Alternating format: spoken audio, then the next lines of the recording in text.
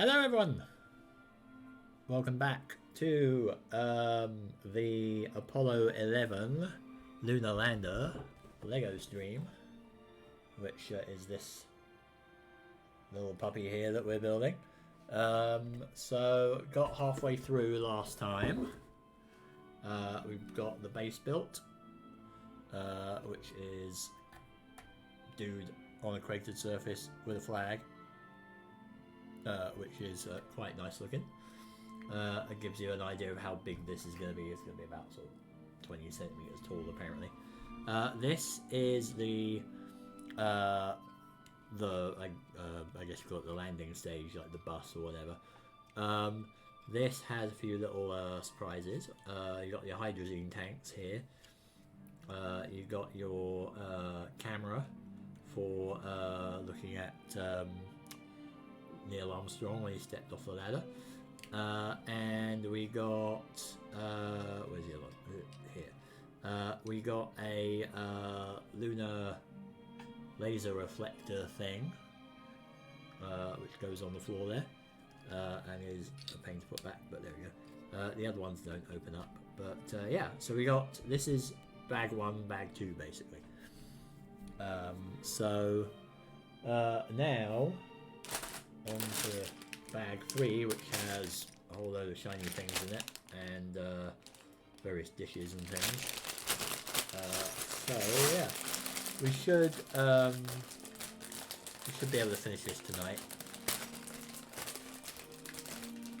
which is good. There we go.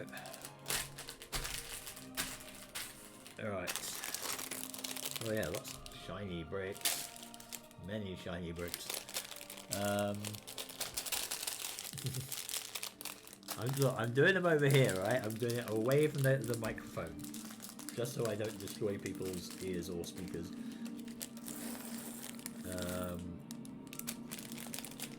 So be very considerate. Some silvery bits here as well.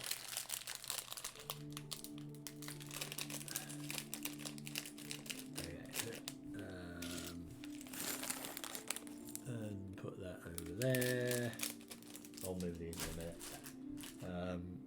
Right, I'll have to arrange this now. I guess I can leave that like here, something like that. Bring that down a bit so you can see it. Right.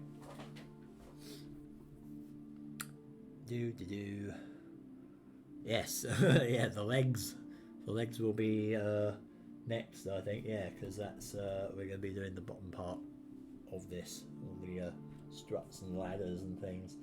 And then I guess bag 4 is going to be the ascent stage, which is the top bit here, which is where the fun stuff happens. Without further ado, let's get cracking on. Ladders. What have we got here? Right, need to grab a bunch of bits here. Four of these. So if you missed the first part of this, then it's up on Twitch. It will be up on YouTube. I was thinking actually I'll put them on YouTube at the same time, so probably in a couple of days, because I've got to have a 24-hour gap at least. So like Wednesday probably I will put both of the videos up on YouTube, and then that will be that'll be the whole thing if anyone wants to watch it again. Not that these streams are terribly exciting, because it's just me building Lego and yapping away about something. But they're there. You can watch it in double speed and watch the thing assemble rapidly before your eyes. I don't know. But what we got now? We got 4 of these. We got 4 of these as well. Some interesting bits in here.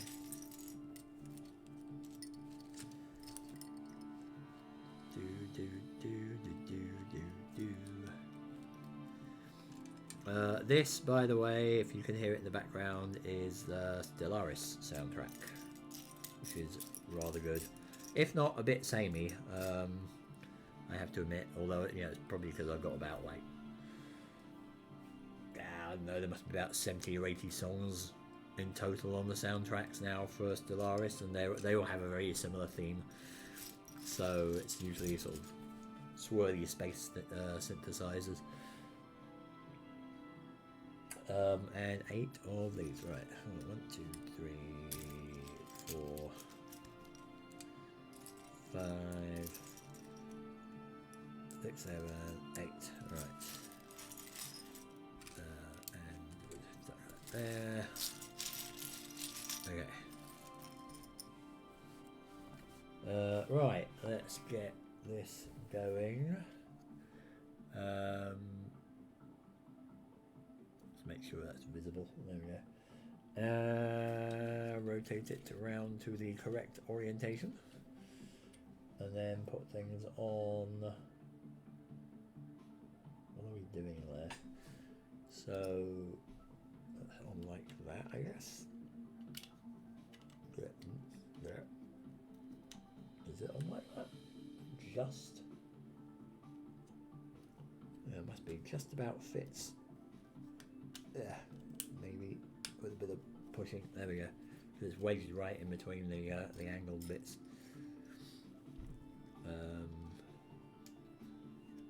There we go. So, what did I do over the weekend? I continued watching the X-Men films, the first ones. Because I think last stream I had watched just the first one, I think. Or rewatched the first one, the very first X-Men film. And I watched X2 and Last Stand over the weekend, and was actually quite pleasantly surprised because I completely forgotten what X2 was, and that is the one with Stryker. It's a whole military thing, and Wolverine's origins, and things happening with Jean Grey, which I won't go into in case you haven't seen it. But yeah, that one was really, really good. I really enjoyed it. That was a really good X-Men film. And then I was like, okay, I remember really, really not liking the third one when it came out. So with a bit of trepidation, I watched that again. But actually, that turned out quite good as well. Like, it's you know, if you read my Twitter, you will have seen my comment about the Alien 3 moment there. And I think it was because first time I watched Alien 3, I hated it because it just sort of destroyed everything that was about, you know, good about aliens in the first 5 minutes, and then went downhill from there. But then I watched it years later on the Alien quadrilogy DVD set, and it was like director's cut or something, and it was way, way better then because I knew what was coming. You know, I knew what to expect, but you know, so I could watch it without that bias, almost, you know, like without being shocked by that. And X3 had, I guess, a similar thing because all sorts of wacky stuff happens in X3 that you just go, what? Because that's also supposed to be the Phoenix, the whole Dark Phoenix thing again. But it was, yeah, the second time around, it actually was a lot more watchable.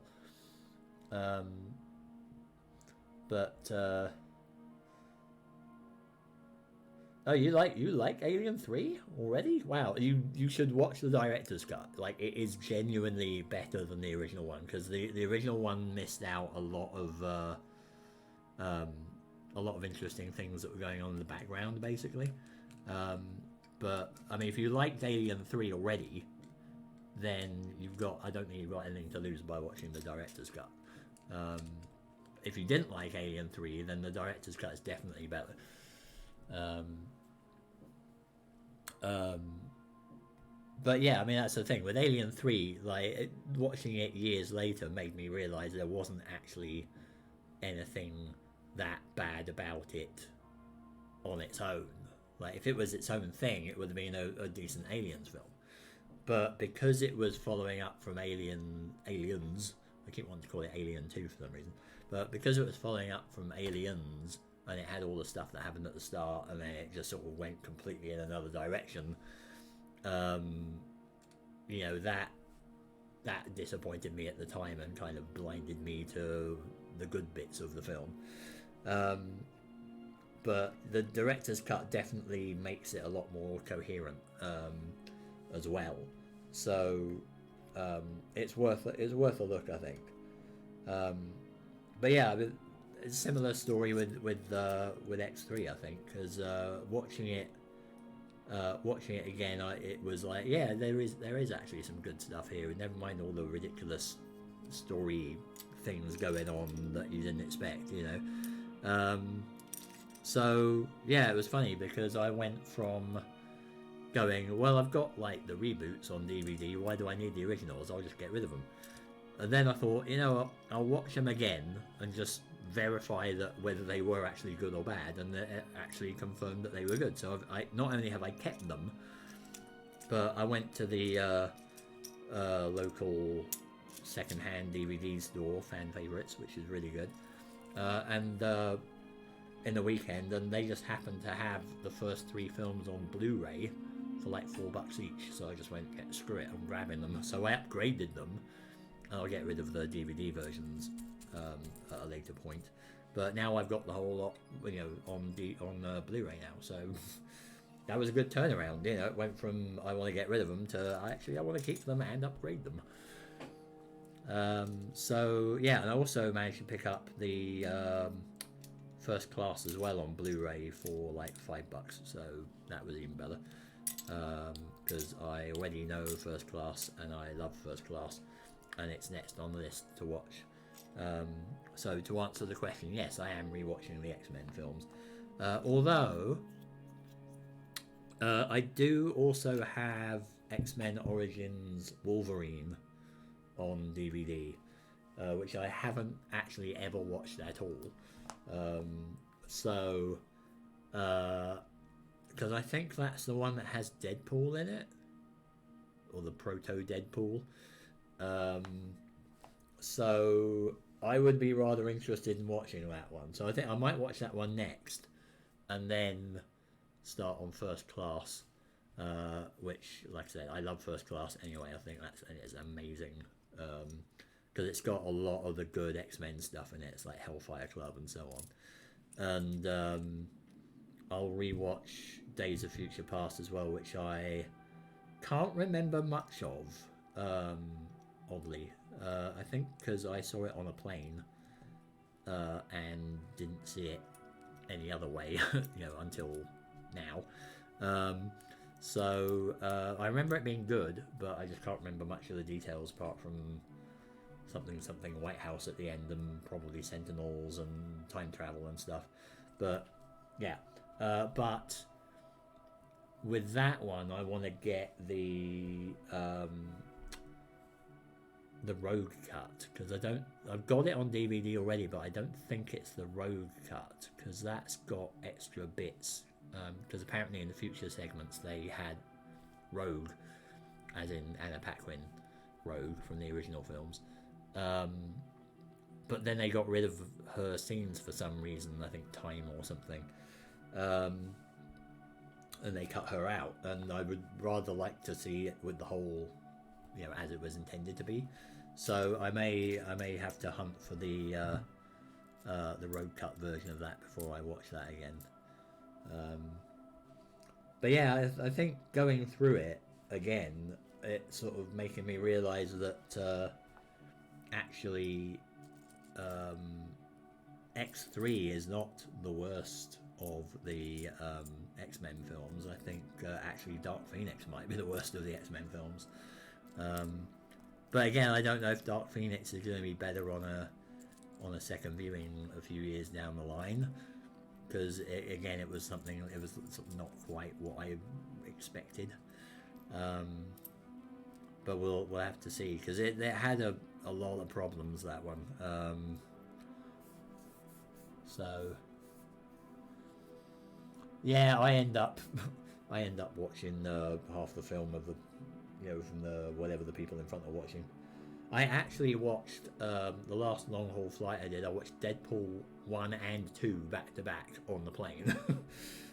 And they were awesome. Like again, another film that I was really, when it came out in the cinema, I thought, funny, like the trailers made it look really stupid. Really kind of, 14-year-old kind of humor.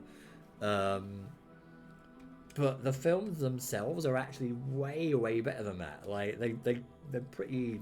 I mean, there is a bit of that obviously in there, but like, it's not the whole thrust of the film. It's like it's a lot more nuanced, I guess.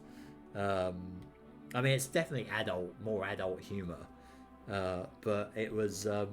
They were really good. I really liked them. So I haven't actually got them on shiny disc yet, but I will get them at some point when I can find them for cheap. Because as a general matter of principle, I don't buy Blu-rays or DVDs unless they're like $10 or less in a sale. So because they're I mean, it's ridiculous. Like Blu-rays are like $30 Canadian or $34 Canadian or something ridiculous full price. They're just stupid. So yeah, I can definitely wait till a sale. But yeah, it's definitely a good time to be a superhero fan, that's for sure.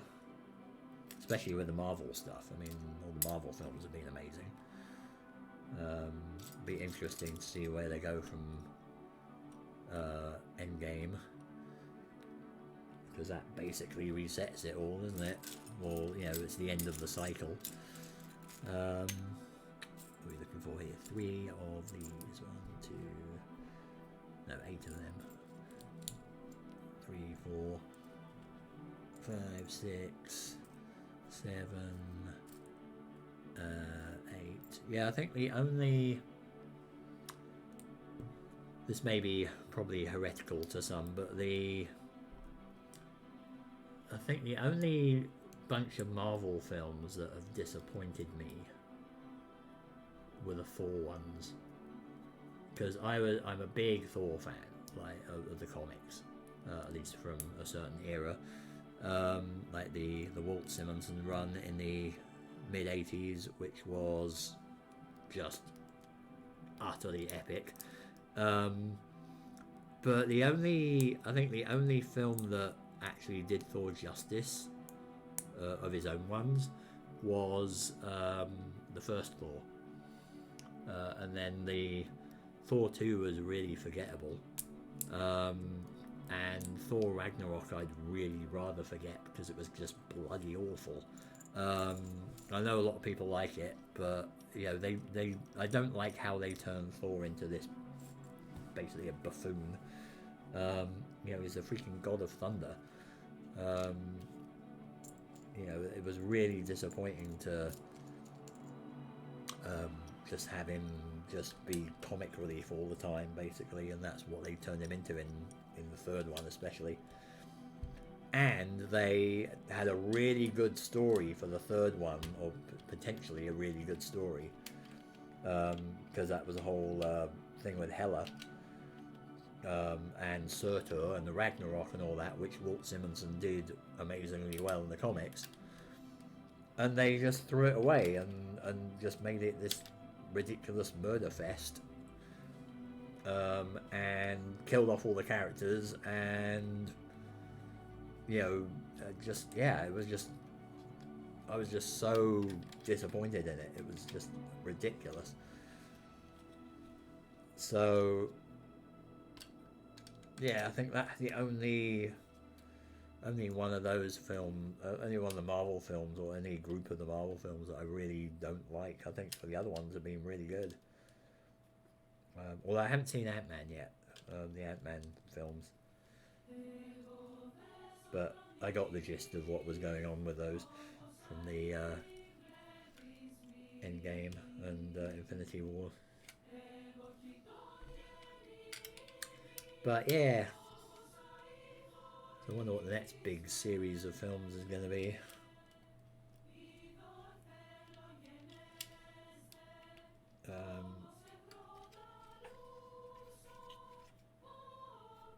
Yeah, so I don't think there's anything else immediately imminent that I want to watch.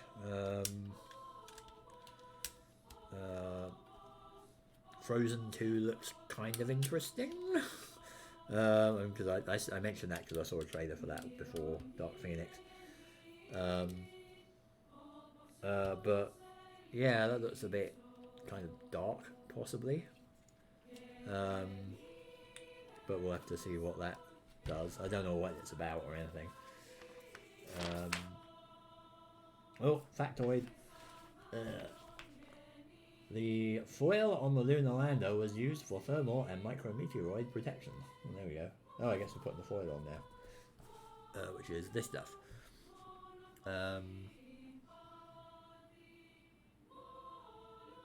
Yeah, well, I know you're not a fan of the superhero stuff, but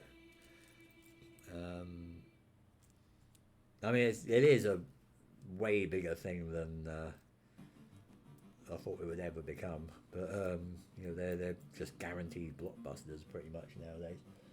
32 of these, holy cow. Okay, hang on, I'll count here. There is actually there's a interesting non-superhero thing called Yesterday. I don't know if you've seen the trailer for that. But it's basically about this guy who there is this musician who's not doing that great for himself. Then something weird happens, like there's this massive blackout across the world. He gets hit by a car or something, wakes up in hospital. He's like generally okay, but the world he's woken up to is a world where nobody's ever heard of the Beatles, except he remembers them. So he knows, him being a musician, apparently being a musician means you know all the Beatles songs off by heart. But he can, he knows all their songs, so he kind of makes himself, realizes that he can just like do these songs and say that he did them, and becomes this sort of massive superstar as a result. And it looks kind of weird, weird and interesting. So yeah, I might have a look at that. I watched the trailer earlier. But yeah, have a look at it. It's because it's kind of predictable in a way, because you sort of know, you can kind of imagine what's going to happen. But yeah, it looks a little intriguing.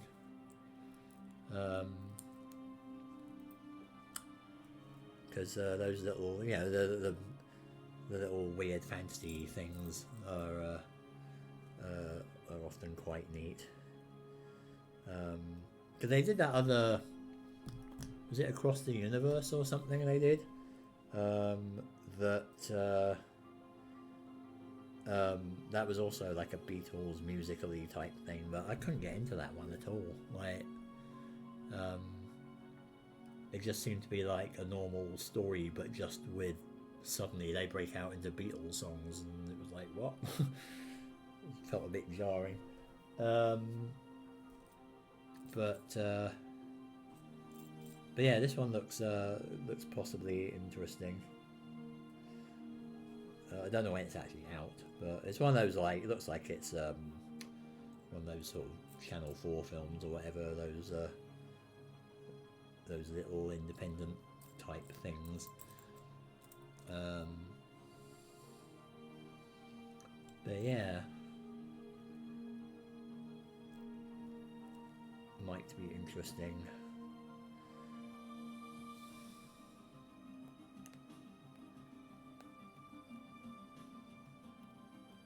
Yeah, well, I mean, Yesterday looks like it's a kind of a musical because he's obviously he's playing Beatles songs, but it's, you know, he's actually playing them on a stage, you know, as part of what's going on. You know, it's not something I'm going to break out into, you know, Nowhere Man just because I'm feeling down or something. You know, it's not like that kind of musical. So I need to get these as well. So of course the best Beatles musical is Yellow Submarine, because that is an amazing film and I love that film to bits and I know it inside out and back to front because I practically grew up on that film. Yeah, that is it. Basically, that film is why I'm a Beatles fan, which is possibly an odd place to get into them from, but there you go.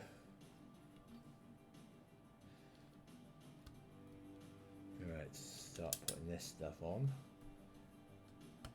Sorry, I like too far down here, aren't I?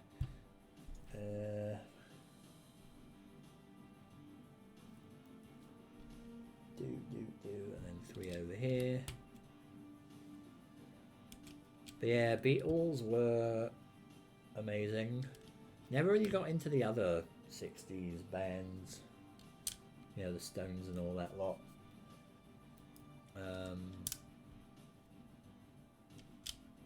Just the Beatles, really.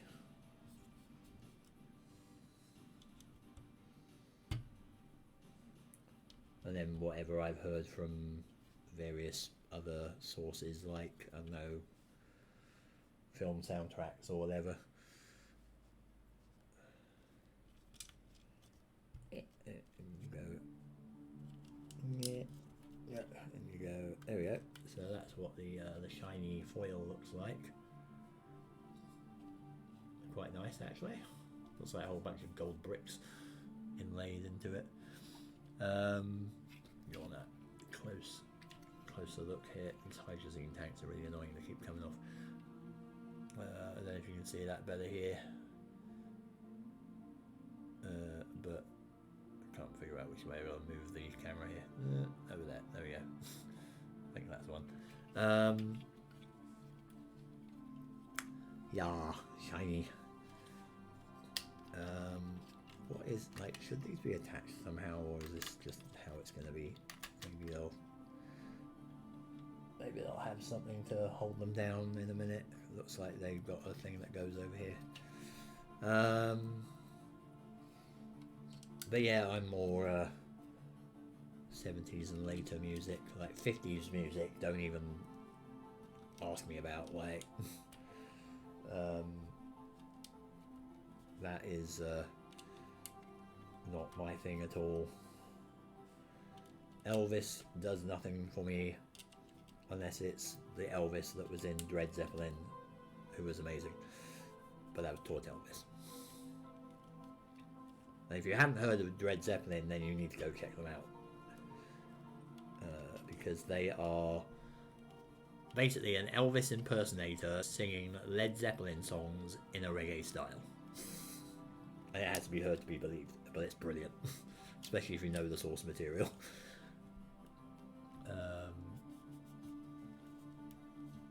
Although I think their first 2 albums were like that, and then afterwards they decided they were going to be doing Bee Gees songs instead of Led Zeppelin songs, and I don't know what became of them after that, but I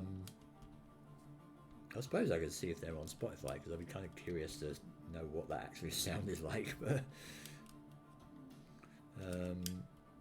But yeah, first 2 albums of Led Zeppelin were amazing.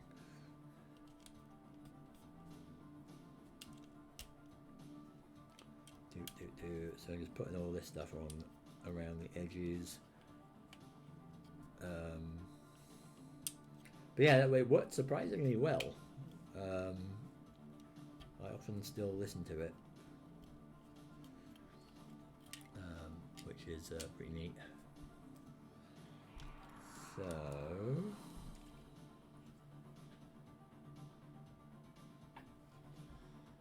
six, 1, 2, 3, 5, 6, 1, 2, 3, 5, 6, 1, 2, 3, 4, 5, 6. Okay. Apparently I had too few. Or maybe 3 few. Could have sworn I had the right number out.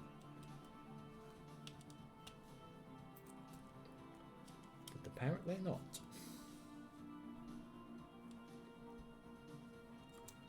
Didn't have the right number of any of them, apparently.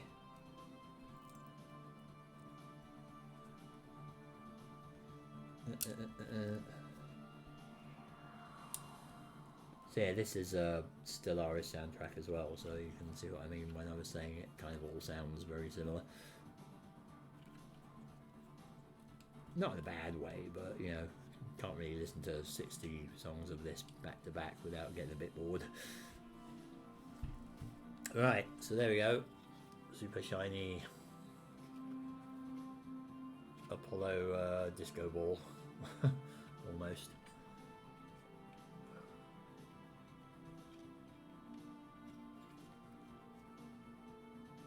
But it's looking pretty cool. Like that that style.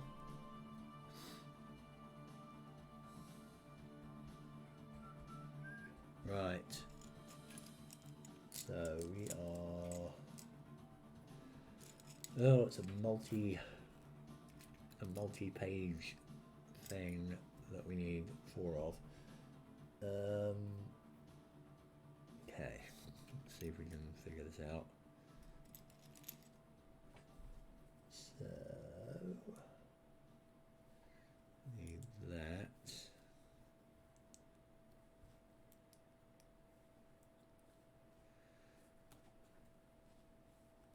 Oops.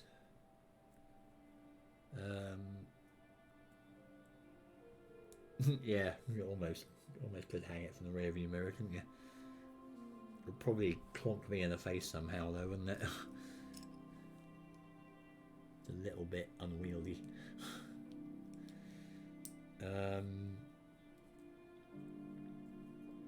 So I did grab a couple of things from that Days of Play sale, but I actually grabbed the Witcher 3 Wild Hunt complete thing and the Skyrim special edition, which I've already got on the PC, both of them. But it's one of those, oh yeah, I'll get that now while it's cheap, and then one day I'll play them on the PlayStation, and then afterwards I'm thinking like, am I really going to play these ever on the PlayStation? I don't know.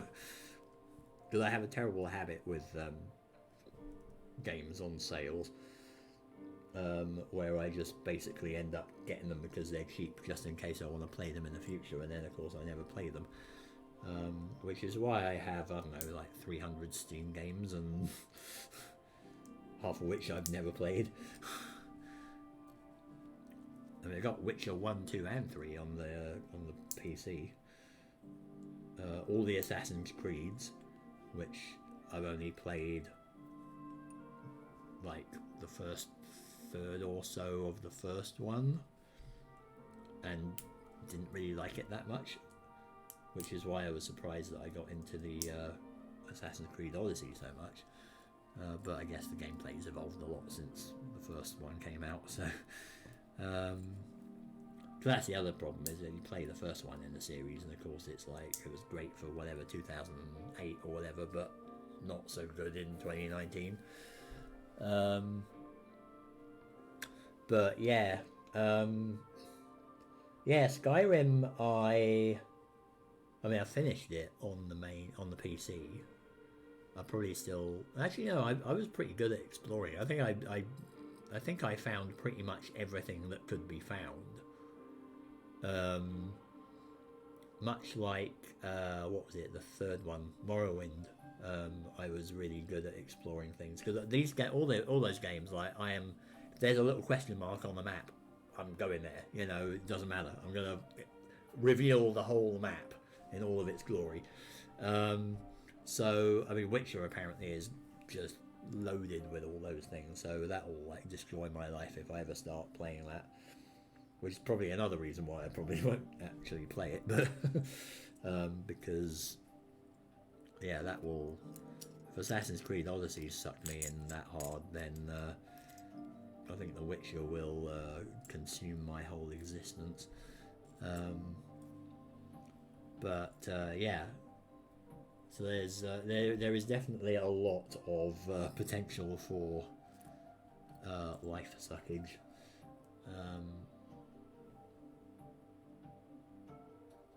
Well, because I mean it's been, you know, why the rebuy if I've explored it already, because I really liked it, and this version has, I think this is a special edition which has somewhat updated graphics as well.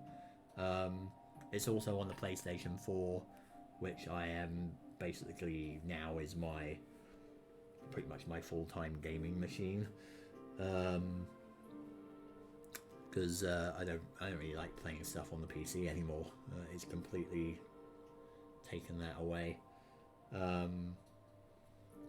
But you know, and also it's been a while since I played it, so you know I've forgotten half of it anyway. So, and also because it's cheap and I'm a collector of stuff. I've got a very bad collection habit, as you may know from my board games. So, but it's like, you know, I wouldn't have got it if it was like, you know, $90 or something. But because it was, I don't know, how much was it? About $30 or something. It seemed like a better deal. And it's better graphics, etc. So, the only one I couldn't get into Oblivion. I tried that one, and it was, it just didn't grab me. I don't know. I don't really know why. Because the thing I liked about Morrowind was it was like the third one was it was a very alien kind of setting, because you had like you didn't have like cows and sheep and stuff. You had those big stilt-legged giant flea-like things or whatever that you got around on, and you know, weird stuff like that. And it was interesting in that way. But Oblivion seemed pretty kind of mundane, at least from what I saw of the beginning of it. And it was very, it seemed a lot more like you get out with the first little bit and then you're like, now where do I go? I have no idea what the hell this world is or anything. I was just completely overwhelmed by the freedom of choice there. Whereas I think Morrowind and Skyrim are a bit more like they kind of gently push you in a direction. Like I think Skyrim, you it's basically strongly implied you have to go to Whiterun or something at the start, so it's an obvious place to visit. But the other thing I really liked about Morrowind was what do they call them? They weren't Draugr, the Dreamer or whatever, all the old dwarf ruin things. I've forgotten the name of them. It was like a dwarf kind of name, Dwargar or something. But they were really, really cool and interesting. I really liked that stuff. So I think I almost got to the end of Morrowind, but I think it was like there was a door or something that I couldn't get through, and that confounded me, and then I gave up. But that's another one I wouldn't mind playing again in some form, though. But again, it's just like, when am I going to have the time to do that? If I had infinite time, I would. So 1, 2, 3. Is that right? Oh no, that's not right. There's a... Oh, that's one of these things. Hang on, I got the wrong piece. There's a... What is that? Oh, it's a crossbar thing. Where are those? These things. That's these that I'm putting in the wrong way. It's not this thing. It's not these. Blap. Not these things.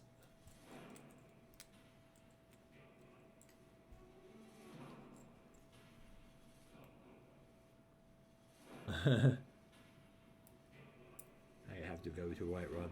I'm not going to do the thing that Rob loves doing in PlayStation Access. He loves creeping around and murdering everyone in their sleep, but I'm not going to do that.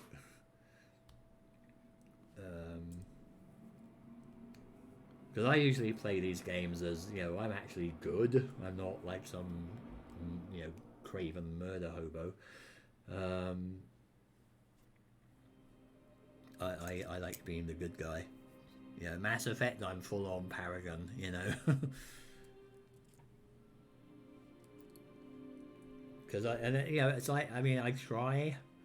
I suppose in Assassin's Creed Odyssey, I've sometimes been, as Cassandra, I've sometimes been a bit of a bitch, really. Like, I've been a bit merciless and unsympathetic to some people. But generally, I've been pretty mellow as Cassandra. Mostly kill bad people. I think actually I have pretty much 99% of the people I've killed in Assassin's Creed have had it coming. You know, I think there might have been a couple of times where it was not like that. But yeah, I think I've tried. I think I've tried once with Mass Effect to be a bad shepherd, and that really did not work out. I just couldn't do it.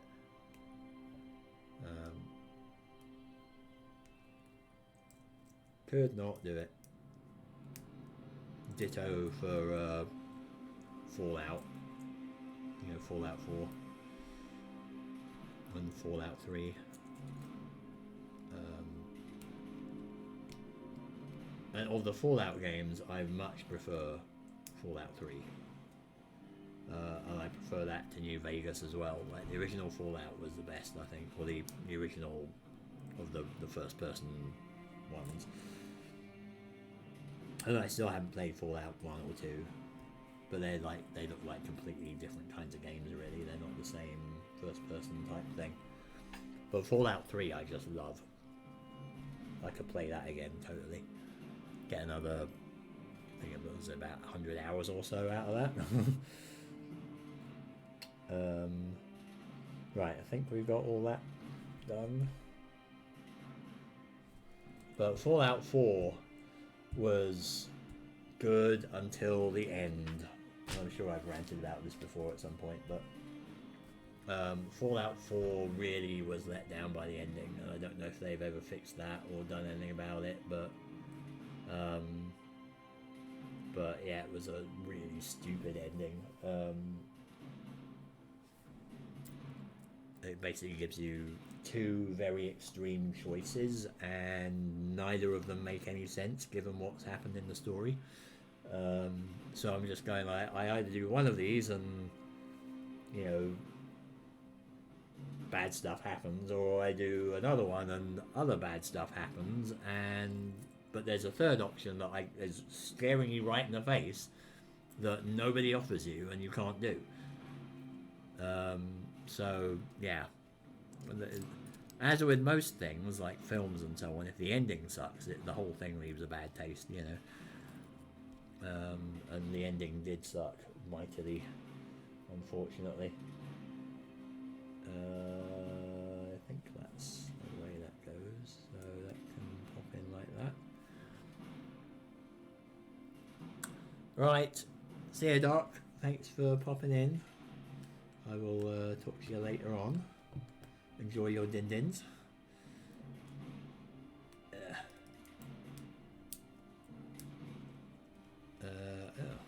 Interesting. That flips up like this. Hopefully that's the right way.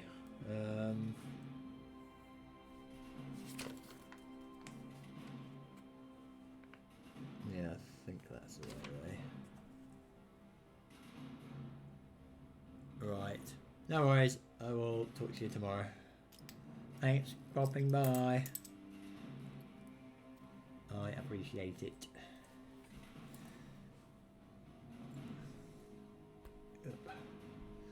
Right, so what else? What else do I need here? One of those and one of those. I'm kind of getting these a bit piecemeal, but which may be a recipe for disaster, but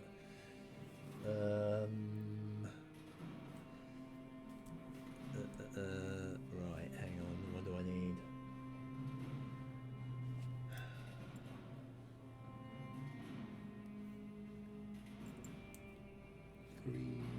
Where's the third one? Stick all that up here. Let's see if we can find the third one. Oh, it's hiding in here. There we go. Right.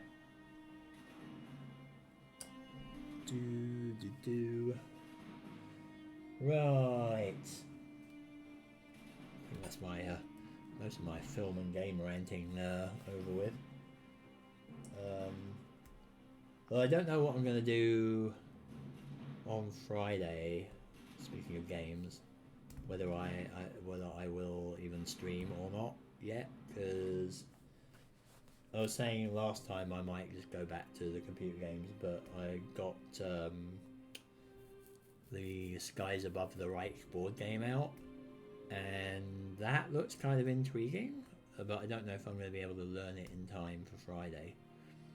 But then I don't know if I want to start a computer game stream, if I'm going to interrupt it for a board game. Although, like I said, like a while back, I might actually just, I don't know, do a computer games on Monday and board games on Friday or something. I don't know. So I'll have a think and figure out what I want to do. What's next on the list, basically, because Lego streams only happen when I actually buy Lego, and I don't sort of go out my way to buy it unless there's something cool, like NASA related generally. I did almost get the land speeder from Solo the other day. I saw that in a shop, but then I thought, meh, I don't want to spend too much money right now. I'm saving up my holidays. He says buying more board games anyway, but yeah, like theoretically, my board game buying has definitely gone back to more normal levels after the start of the year, because I just went on this massive war game binge. But I did get one just today, actually. It arrived today. I got the Hearts and Minds 3rd edition, which is a Vietnam war game, which I largely got because it looks like Fire in the Lake, but actually more playable, or more sort of easier to digest, at least. I haven't braved Fire in the Lake since the first time I tried it, and that ended in disaster. Pretty much broke up the gaming group. It was that bad. It was so frustrating. It wasn't really that it was bad, it was really, really, really complicated, and none of us could understand it at the time. But I picked it up again more recently just because now I'm a bit more used to that kind of thing, and maybe I might be able to get my head around it, but it's a long-term project, that one. So when I saw there was a Fire in the Lake had come out, not Fire in the Lake, Hearts and Minds had come out, I thought, that might be a Vietnam game that I could actually handle, and it's also 2-player. So it's a bit easier to get enough people to play that and on the same page. So we'll see how that goes. It also does have a solitaire mode, but last I saw, the solitaire rules were really messed up. Like, they completely ballsed up the setup process and so on. So I don't know if they've fixed that yet. Probably isn't fixed in the one I've got, but it should be an online fix at some point, I hope. And then I might be able to tackle that. How does this go? Like that? Like that, okay, I think. Like the two... Oh, I see. Like that, I think. So I'm hoping that's how it goes. I guess this locks onto the module.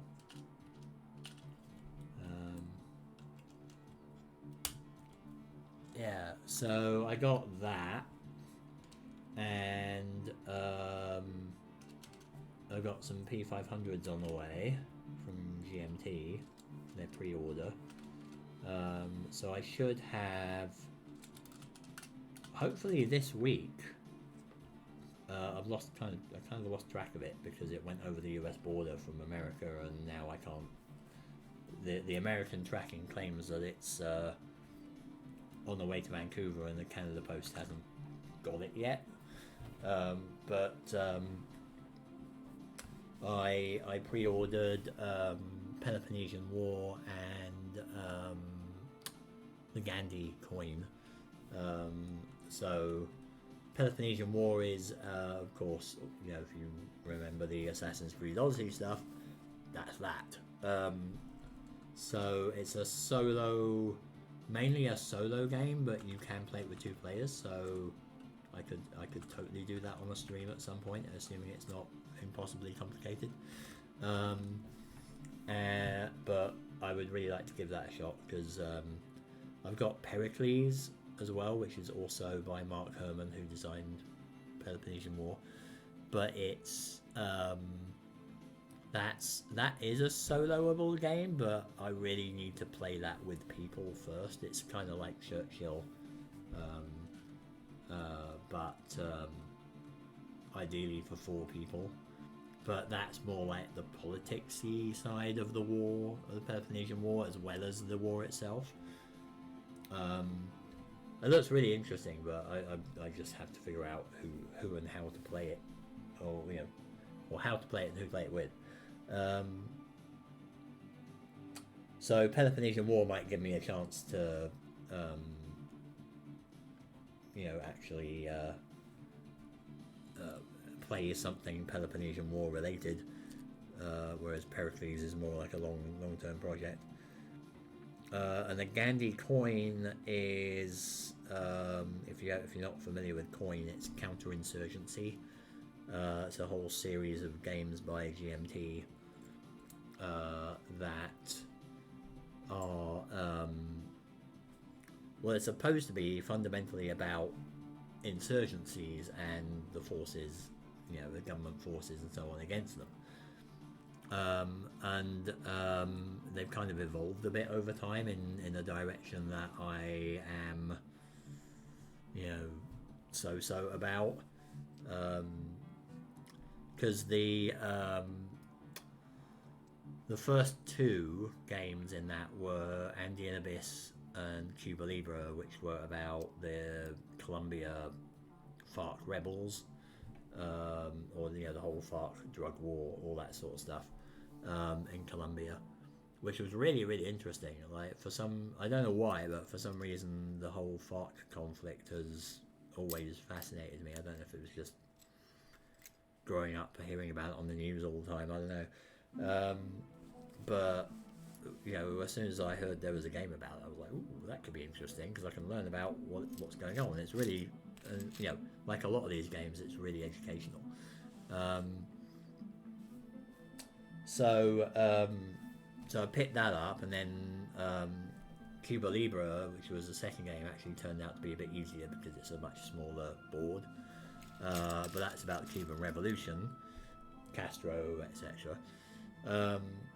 And that is really, really good. That's probably my favorite, if only because it's so small. You can actually play it in a more realistic time frame. Like for us, like we can just about finish a Cuba Libre game, a short Cuba Libre game, in about 5 hours,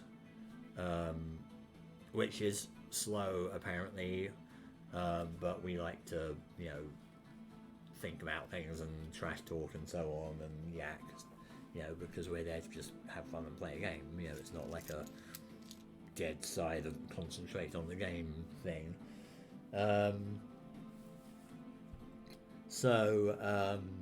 Yeah, I mean, that's the trouble with the coin games, is that they often take a very, very long time for us to play them.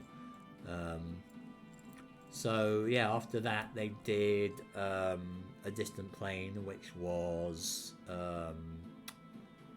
post 2001 Afghanistan.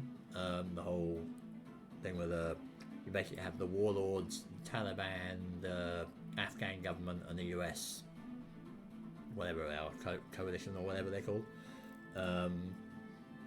And that one's a good one. I've not played that much, but it was good. But it's a bit more complex. And then the fourth one was Fire in the Lake, which I mentioned earlier, and that is just obscenely complicated. Just, oh my god, really way bigger, kind of bigger in scope. You know, there's a lot more complicated stuff going on there, and I feel like it's one of those that, like, if you don't actually know much about the history, you don't really know what the hell you're supposed to do. And I'm interested in the Vietnam War. I mean, I'm really interested in learning about it. I just haven't really got round to learning about it yet. I've got a whole documentary series about it, but it's not that recent one, which was like, was it Ken Burns or something? I think didn't he do like a really recent one or something? I don't know, because there's been a recent one that was pretty well received, and then there was like one that was made in like the early 80s or something that was sampled in Paul Hardcastle's 19. But I've got one that's from like the 90s, I think. I've forgotten if it's called like the Vietnam War or something. But yeah, I want to sit down and watch that at some point. I watched the first couple of episodes, so I know a bit about like Ho Chi Minh and so on, but didn't get to the point where the war actually started. So, but yeah, Fire in the Lake was way too much for me at the time. But maybe I can deal with it a bit better now. I don't know. But again, I'm gonna have to find people to play that with.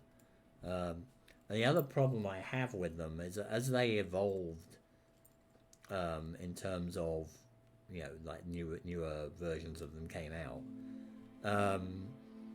they were changing how the game was kind of played, and it went from just being insurgency, as in there's people hiding in the bushes trying to kill you,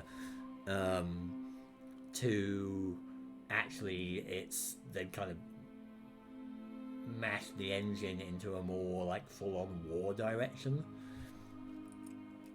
and it gets that way. Like in Fire in the Lake, you still have 4 factions, but they're two sides, because you've got like I'm going to embarrass myself and not know what the factions are, but they're like the ARVN and the MVA and the US and the other ones that I've forgotten. But it's like North and South Vietnam, basically, and their allies. Yeah, it just, the whole dynamic changed, because I really like the 4 factions all doing their own thing in Cuba Libre and Andean Abyss, and they're all trying to, it's like a 4-way tug of war basically. Whereas it turned into, like in Distant Plain, it went 2 of the factions were kind of allied, and the other 2, the Taliban and the Warlords, weren't.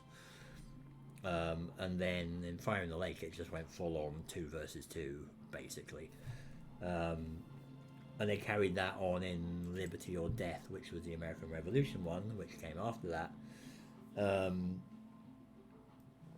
I didn't like that at all. More because, well, I wasn't really a big fan of the American Revolution theme. And also because they really started to throw in wargamey stuff. So they might have done this in Fire in the Lake, I don't know, we never got that far into it, but they had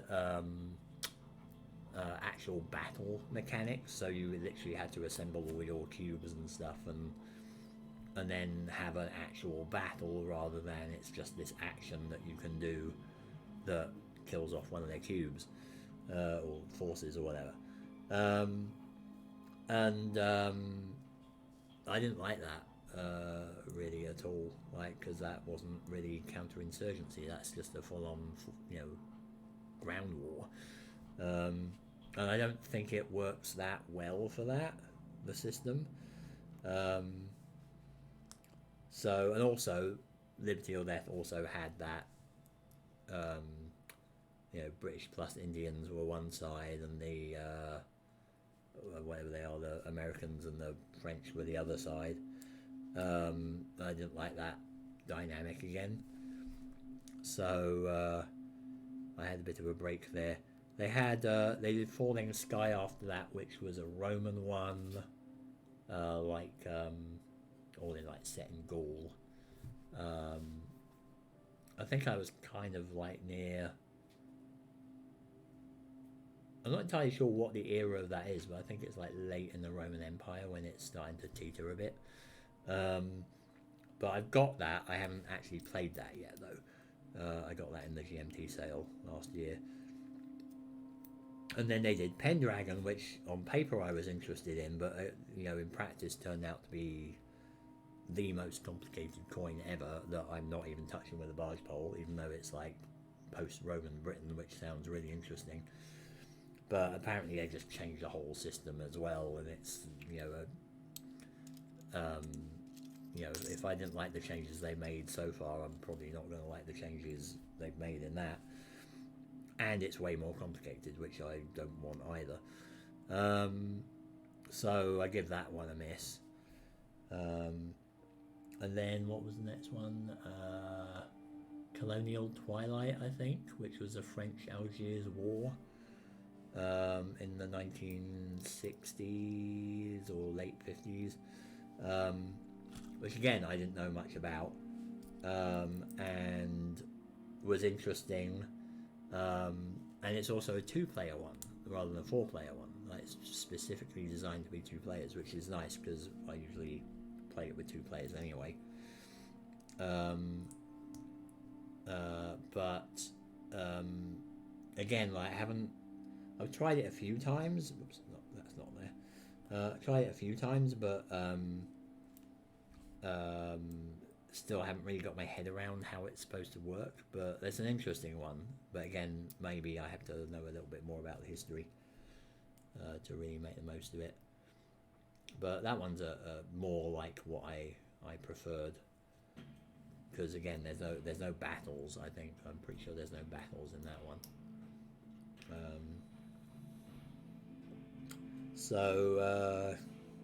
Yeah, and then that brings us up to Gandhi, which is India, decolonization of British India, 1917 to 1947, which is something I know very little about, but would love to know more about. So yeah, I'm hoping to learn quite a bit from that one, and see how they do things.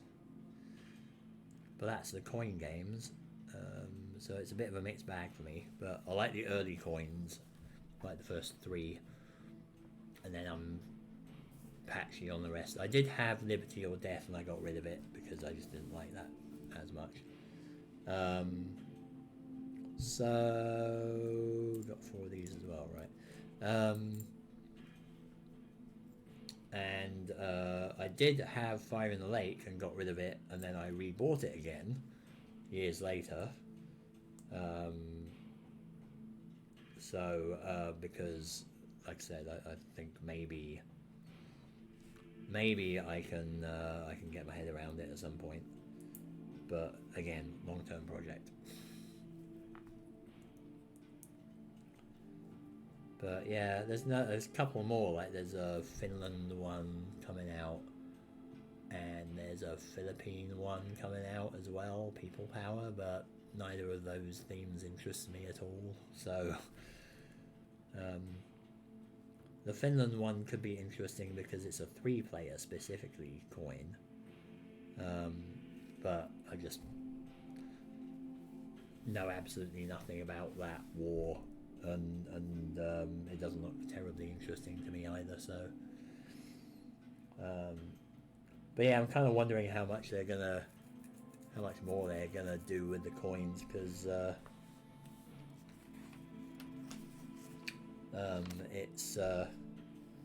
it seems like most of the major conflicts have been done. So let's put that more shiny bits on here. They haven't done Northern Ireland, which is an interesting one, because that was actually on the cards, I think, at one point, and then they decided they weren't going to do it. Probably because it might be a bit controversial still, I don't know. But it's still it's not an all-out, like, terrorist murdering everyone kind of insurgency like it was in the 80s, but it's still going low-key, even though that it's sort of officially over. But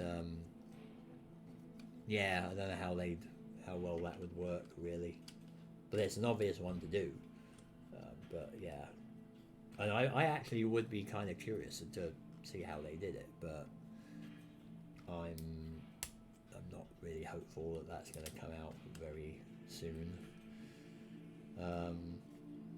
There was talk about some African ones as well. I think the original plan was that they were going to do one set in Angola, but that never showed up for some reason. I don't know what happened to that. I don't know if it's still somehow on the cards or not, or if they just decided it, I don't know, wasn't doable or wasn't interesting, or I don't know what. There we go, got more shiny bits. But yeah, I mean, I suppose there's lots of terroristy conflicts going on in history and today.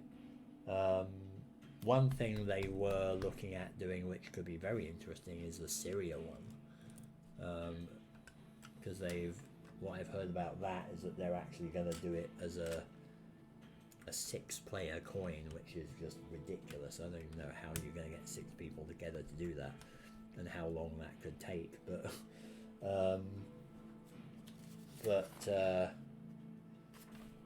yeah, that could be interesting in theory. Again, might be a bit too hot at the moment. But yeah, like Syria or Iraq is another one that could be done. But again, yeah, you have to be kind of careful with those ones a bit, since they're a bit current. I tried looking at my Labyrinth again. Maybe to do a 1-player game of it, and I got it out and I looked at it, and I left it out for the evening, but I just can't do it. I think I may actually have to get rid of my copy of Labyrinth, because it's just too current, I think. It's a really interesting concept, but it's still too sore, I think. I can't just step back and abstractify, you know, the Manchester bombings or, you know, some other atrocity that terrorists or Americans did at one point during the past 20 years. You know, whether it's like Manchester bombings or Abu Ghraib or anything else like that, you know. It's just it's still too close, I think. So yeah, I might have to just get rid of that at some point. Either that or wait another 30 years or something before I play it, if I'm still alive by then.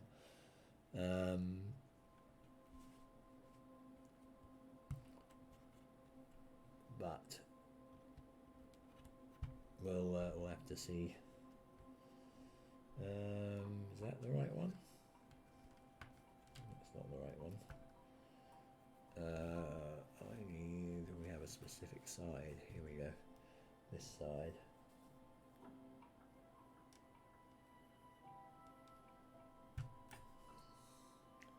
Yeah, I know. Maybe I'm just a bit too sensitive for some war games. I don't know.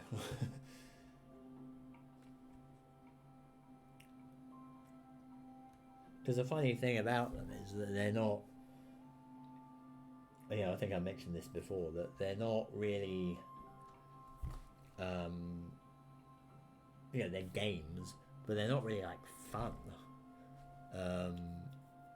It's hard to think of a game as fun when it's a historical thing where actual people were getting killed, you know.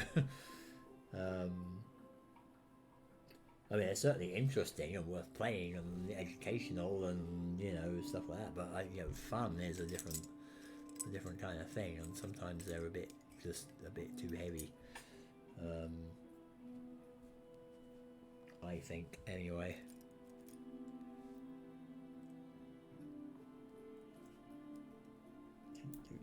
So pop that in. But yeah, I mean, I played Labyrinth like 2-player. I think I played it like 2 or 3 times, and it was interesting, but it was just, yeah, no, I was never comfortable with it. And you know, sometimes when I was in the mood to play it, then I'd hear about some other terrorist bombing or something on the radio or TV or the internet, and then just go like, yeah, no, I'm not going to play this now. Seems crass. So yeah, I think I might just admit that it's just not going to work for me, really. But you know, I mean, there's other people that have no problem with that at all, you know. More power to them, you know. It's just not my thing. Is this a shiny one? I thought it was a shiny one. They're all like this.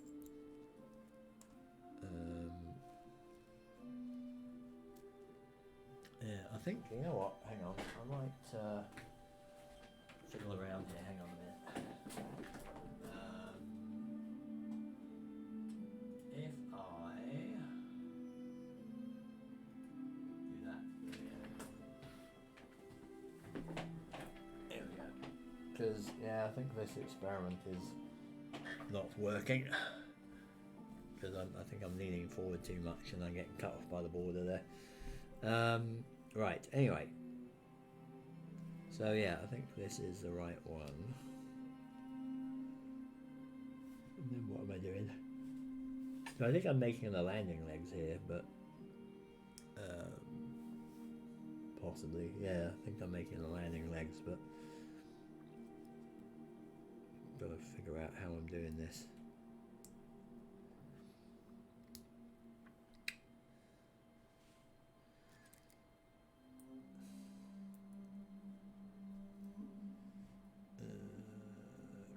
There we go. And then that goes in there.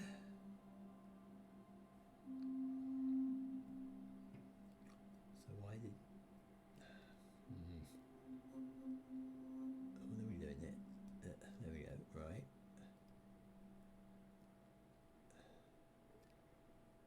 just do that? No? Okay, right, that's, I guess, the right way.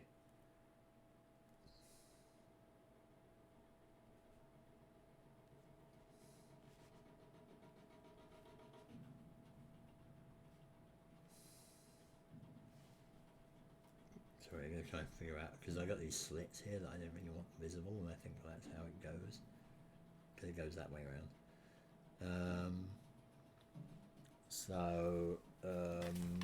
Sure. We got 3 of these to make, so we'll just do this step by step.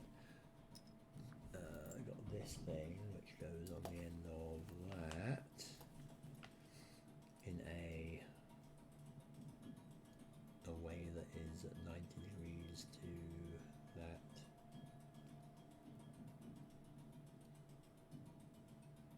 So like that, and then this goes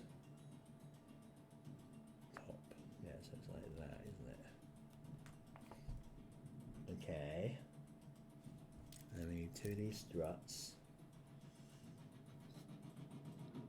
and then well, they attach the little ball joints on there. I see. So click in there. Click in there. Interesting.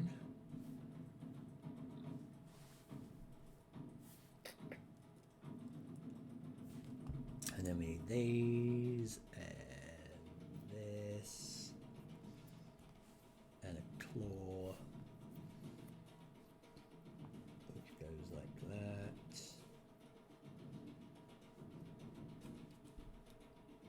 Oh, so interestingly,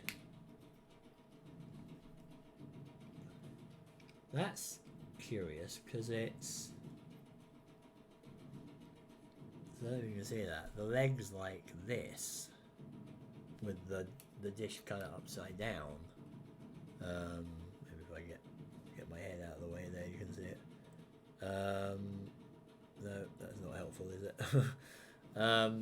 But like that maybe. So I don't know if you can see that against the background, I don't know, but the dish is upside down. I kind of thought that it would be landing like, you know, this, but apparently not. It's just landing like that. So okay, well that's one. I got to make 2 more of them. So let's get down and concentrate on that. Ooh.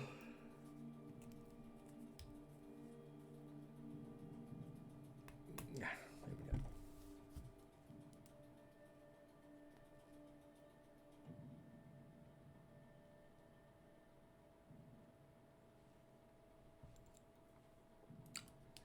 Doop-doo.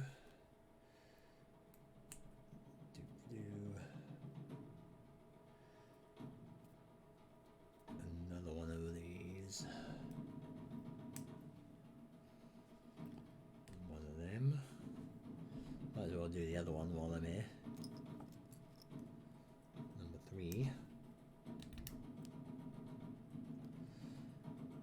I do believe my dad has, who I basically got into Lego after getting them myself, but he has just picked this up as well, this Lunar lander, which is hilarious because I can bet my mum's just yelling at him because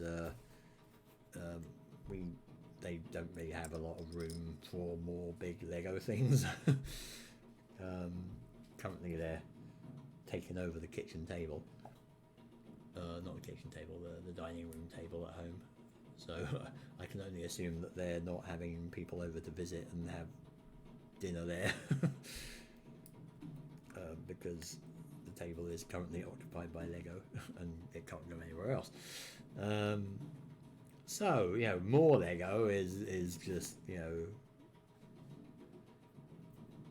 icing on the cake, really, isn't it? Did I put that there? Yes, I did. Yeah, so I don't know how that's going to work out, but I have shelf space, but largely because I bought myself an extra Kallax for my war games. So, but if not for that, I would not have room for this. So that's why I bought this. But I am sticking to the limited space thing. Oh, I don't need to do that, do I? Crap. How do I get that out? There we go. So I don't need 4. At least I don't think I need. Well, I will need 4 at some point, but the 4th one seems to be a different design. So I've got 3. Oh no, actually no, I do need that. I need that for this, don't I? So yeah, that's fine. Babbling. That goes in there.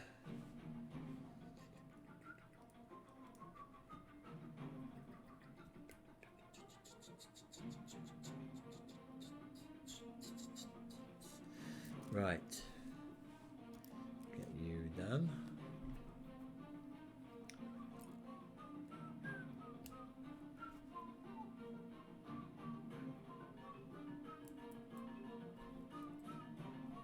Right. Put you in here. There we go. Right. Got all that lot done.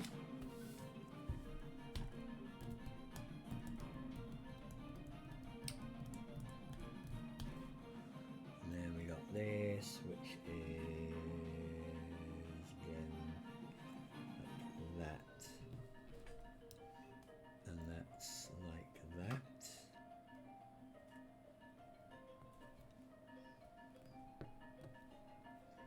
And then we put the dishes on. Well, the radar dishes, not the washing dishes. Put the claws in.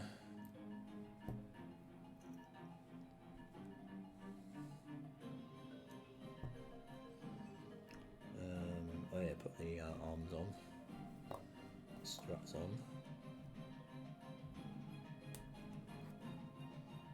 Yep.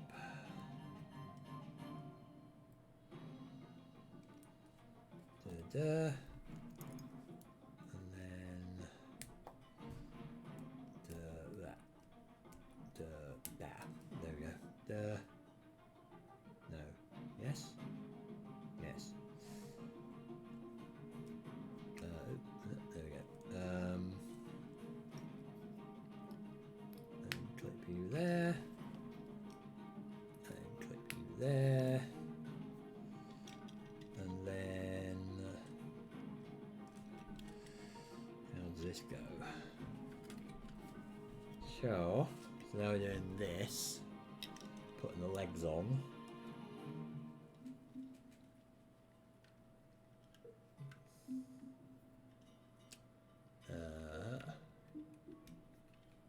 I believe it's like this.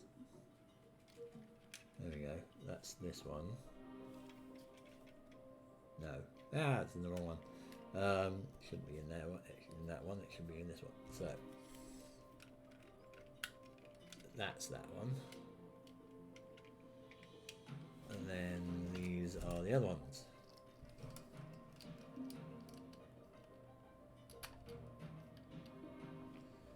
Comme ça. Comme ça. Okay, there we go. So yeah, I guess that's. Oh, I guess these are going to attach to the little bits on the side here, aren't they? And then that's going to rotate up, maybe. Possibly. Maybe. I don't know if it's supposed to rotate up. Maybe it isn't because it's not going anywhere, is it? Right, this is the other leg. So now we got a big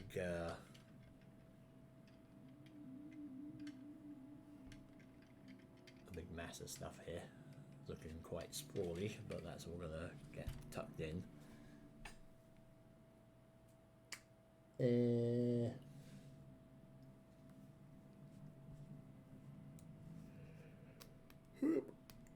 Yeah.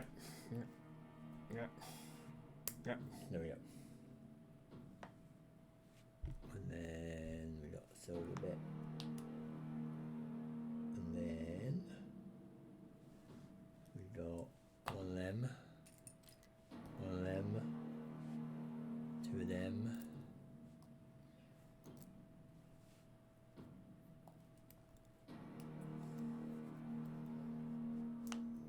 Click, get in there. That one's there. Right, there we got that sticker, which is a little. Oh, it's a little plaque of the Earth and stuff.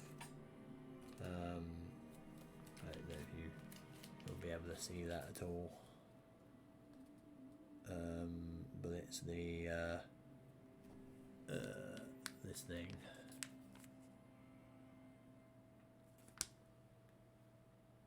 That. Which is the little, I think it's a little plaque they left behind of the Earth, and you know, we came in peace for all mankind kind of thing. So that's cool. So it's got a little map of the world. God, I hate putting stickers on things, especially when they're black on black.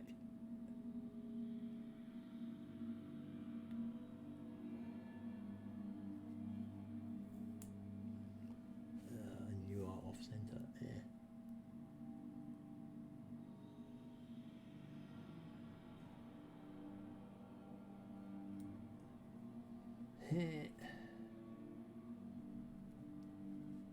I always like with stickers, I always like put them on and then I like push them down with my thumb and slide them just before they kind of actually attach properly. That seems to work to get them straight. Probably not the best way to do it, but there we go. So yeah, that's the little plaque. If you can see it, probably not going to focus because I think it's on a fixed focus thing. But cool. So I guess that's going to get the little rod pushed through it there. Yep.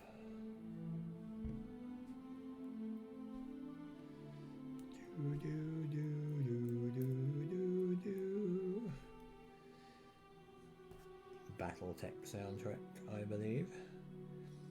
Another game that I need to look at again because they've done a lot of stuff since we played it on streams.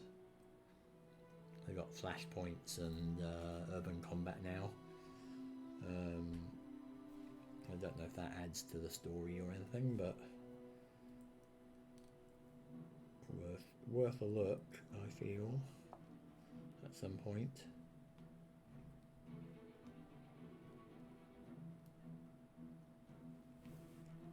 Because that was a really good game.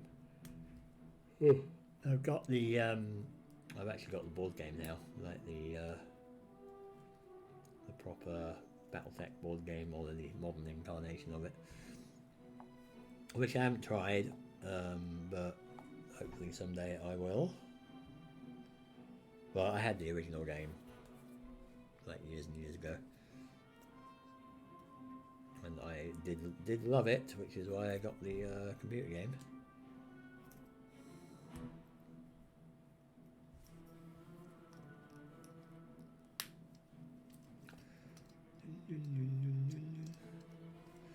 Right, so that's that. Got another leg. That's going to go on.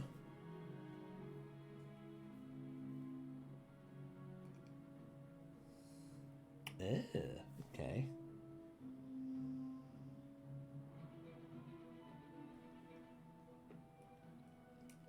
Interesting. Oh, I see. Right.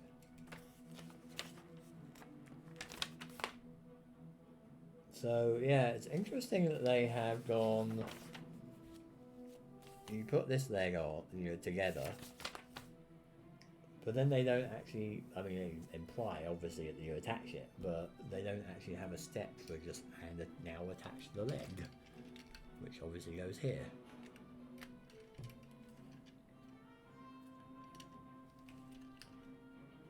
Oh no, here it is, because it's got the arrow here, right, okay, that's the arrow pointing to it. I thought it was just like a frame or something, but yeah, that makes sense now, okay. Right, so these, there's a little ball and socket on the inside here. Not this black one on the outside, because that's going to get its own thing.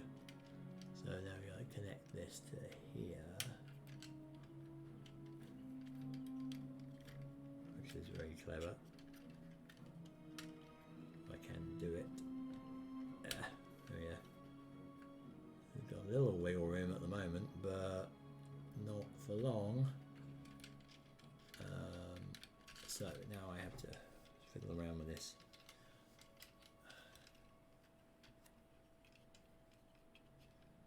There we go. That's a bit less wiggle room, interestingly.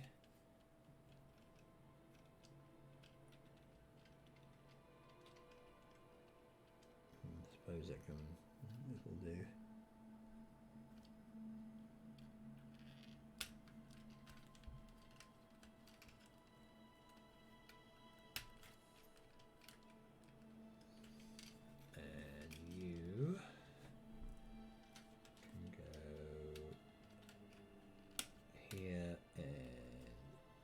Here, and then you're good. That's the underside. She's looking quite nice. Definitely looking. Oh yeah, it's definitely lander shaped. Can definitely stand up on its own 4 feet. But now we have to attach the other bits, which are these things. Oh, we're going to put the engine on as well, which will go down here somewhere. So this,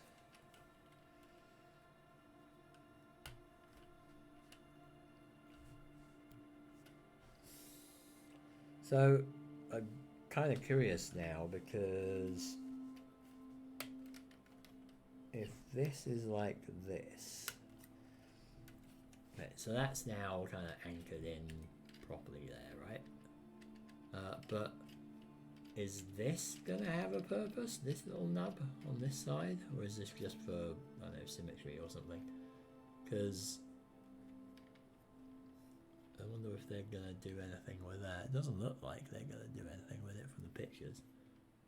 I suppose they could put another one of these to connect them, but there's not really any point. But yeah, it's kind of interesting.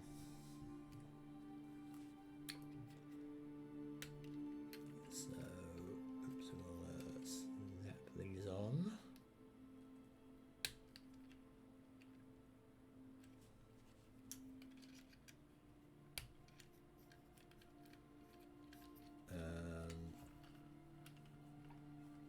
Pretty easy, just put it upside down like this.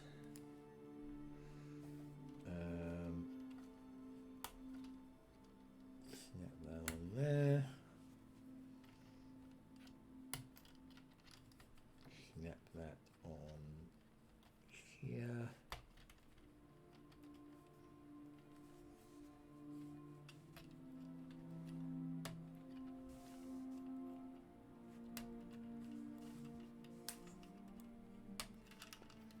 And then put that on here. No. Wrong way. That's got to point inwards. There we go. No outward pointing nubs, please.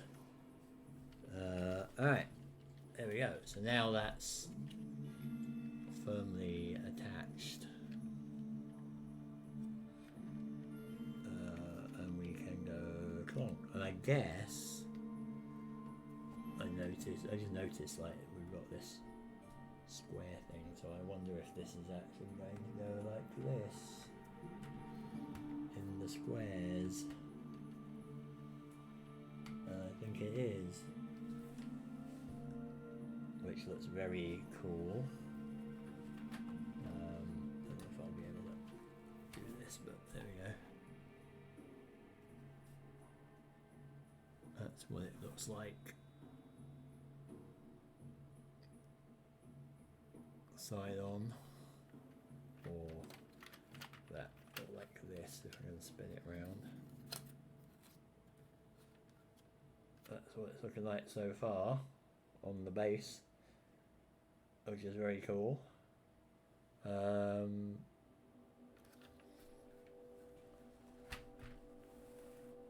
I mean that's nearly done. I mean we haven't got an awful lot of pieces left.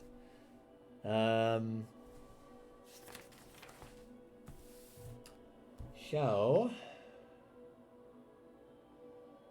we have a ladder, which is fairly straightforward because it's just click ladder into place, click bars in the top here, and then stick that over here like that. So actually the plaque is underneath the ladder, which is interesting. Also it's not quite centered, which is a little bit weird. I'm not sure what that's about. I thought it would be.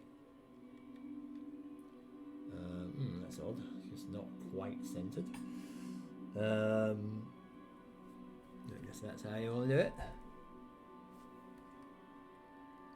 I suppose I can move this along. Maybe that'll do it. Ah, here we go. That'll do it. There we go. That'll do it. It just wasn't centered at the top. Right, engine. And then we're done, and I can have a drink of water. And then we will be building the top part, the module, the ascent module.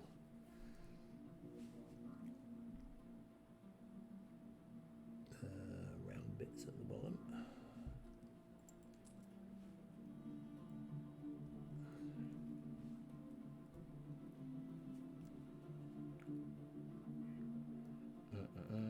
Put the engine ring on top.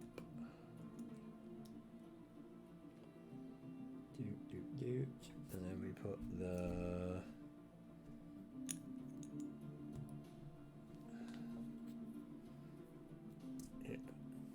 stab the engine here. But we do this, and that's quite a nice little engine there. You can see that. And that goes on the bottom, just through the middle there. There we go. One engine piece.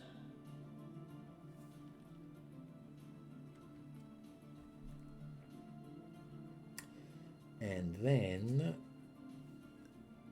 some widgets of some kind, I'm not sure of.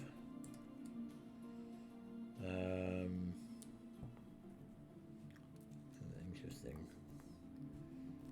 So we've just got these bits like that. And these are attaching to these little clips. I wonder if this is like attaching to the ascent module somehow.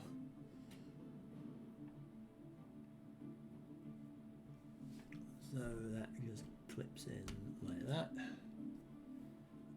Clips in like that. An angle. That clips in like that.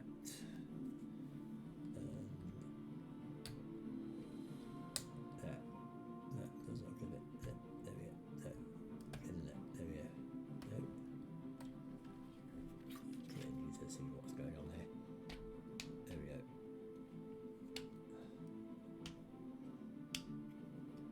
One, two, three, four. There we go. So they're a little bit at an angle. But yeah, this is a good chunky feeling model already. I do like the look of it. It's very cool. so far. I'm really glad they did this. Like the Saturn V was just crying out for a companion here.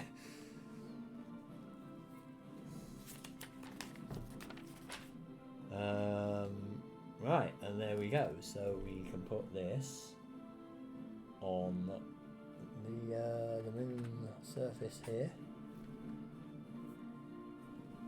and that's what it looks like.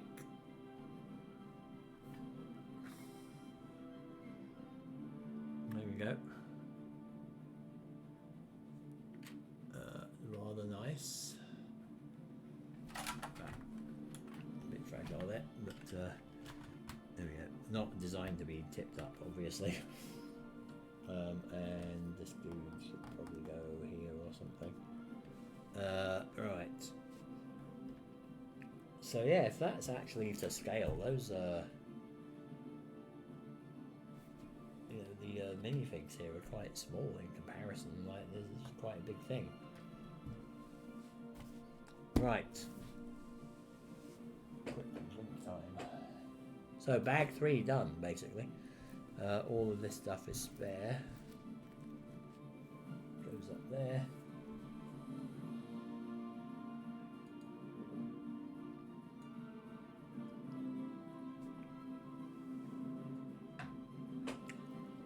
Alright, bag 4. You.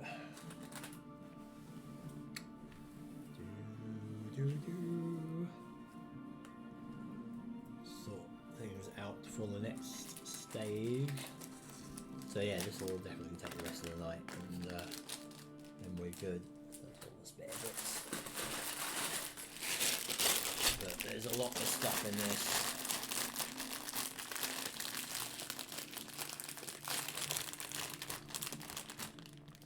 So yeah, it's looking pretty good so far, isn't it? I'm quite impressed with this.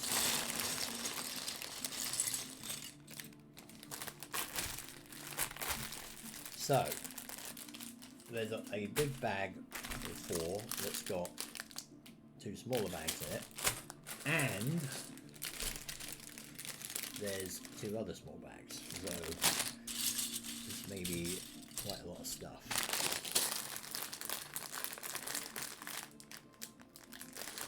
Ooh.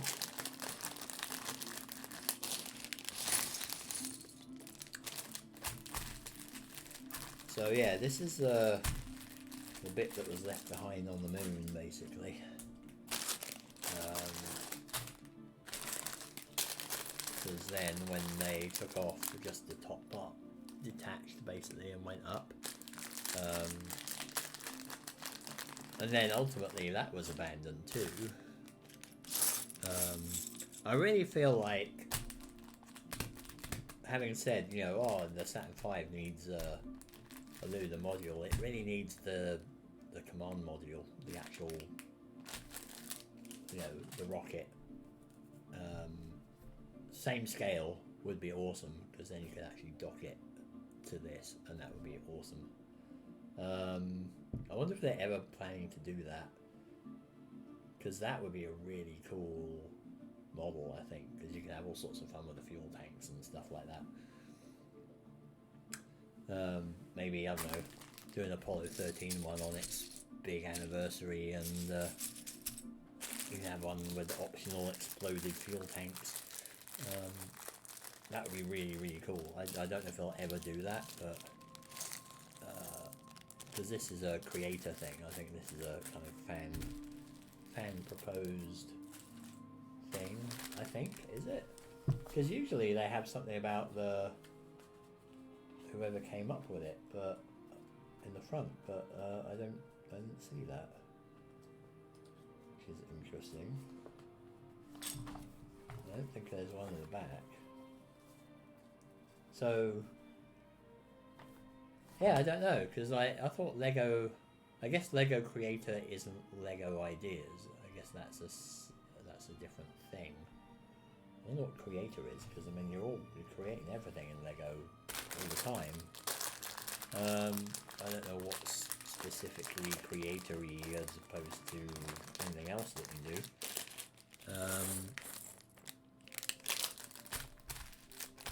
yeah. So I mean, if it's not to the point that somebody else, you know, has to propose it, you know, and design it and all that, you know, it's not a fan-made thing, then maybe they could do another one, like an Apollo rocket. You know, I mean, it'd be about like this big. It'd be huge because to this scale, might be a little unwieldy, but it would be awesome if they did. Lego, if you can hear me, please have a think about it, even though it might be 8,000 pieces and weigh 5 tons. Like, just, it would be really cool.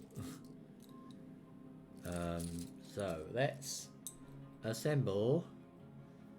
I mean, I'm going to assume that like the first one was Neil Armstrong and this one's Buzz. Let's go with that.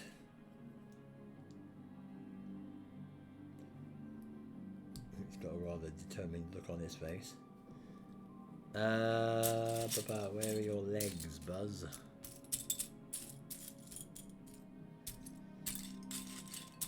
I'm missing your legs. Where are they? There they are.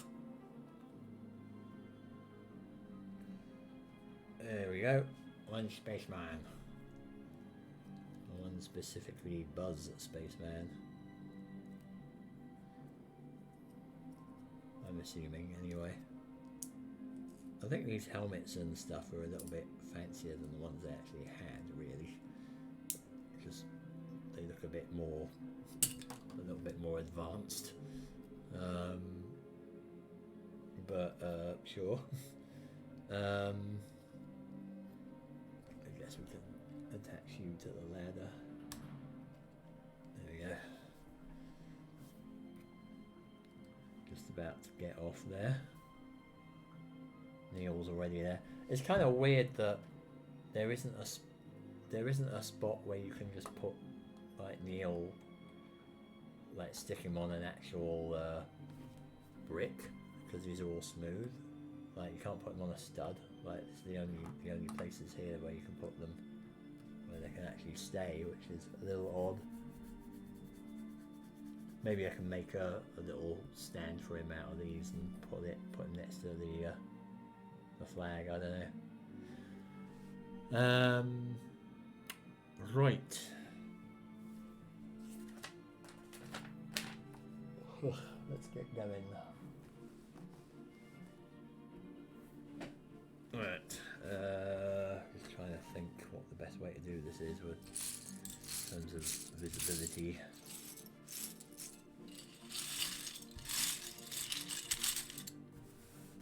Like that, maybe.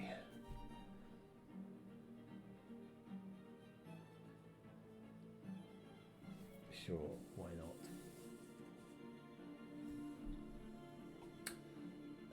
Right. Of course, now I can't see the stuff happening at the far end over here very well, but I need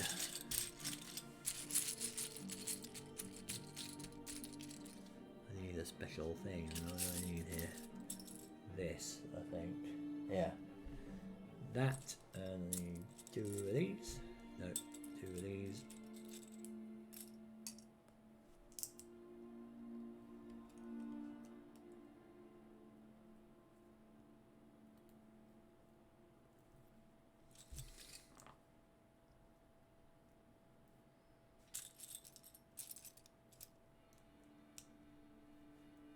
Okay. See if we can charge through this one a bit.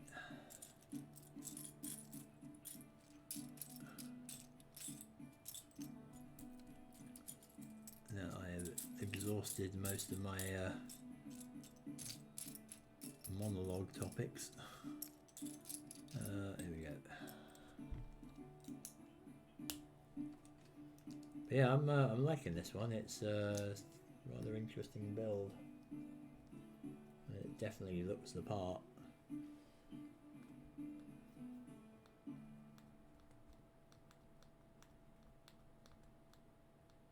That's that. 2 of these little grills.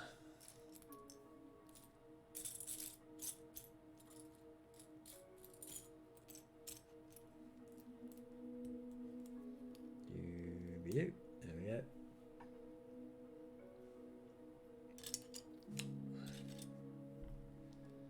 And then that goes on the sides. Like that. Flip that over and we got a round bit. Goes like that. And the little black circle pad thing. What is that?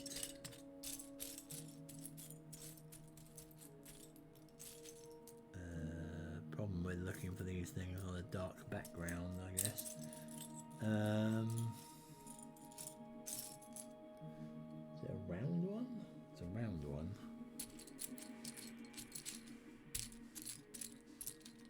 Not that.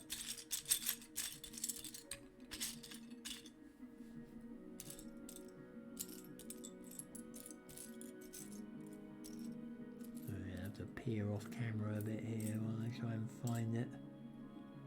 And of course it's impossible to see. Oh, there it is. Gotcha. Right, there we go. Black underside nub thing. Like that. Now we're building bridges. Which is hilarious. To them. Ooh.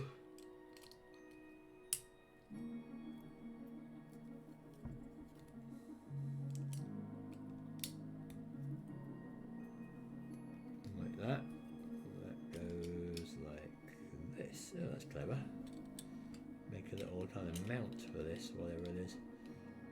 I guess this is over here or something, or like that. I don't know, but I'm assuming that's the underside. It might be the top.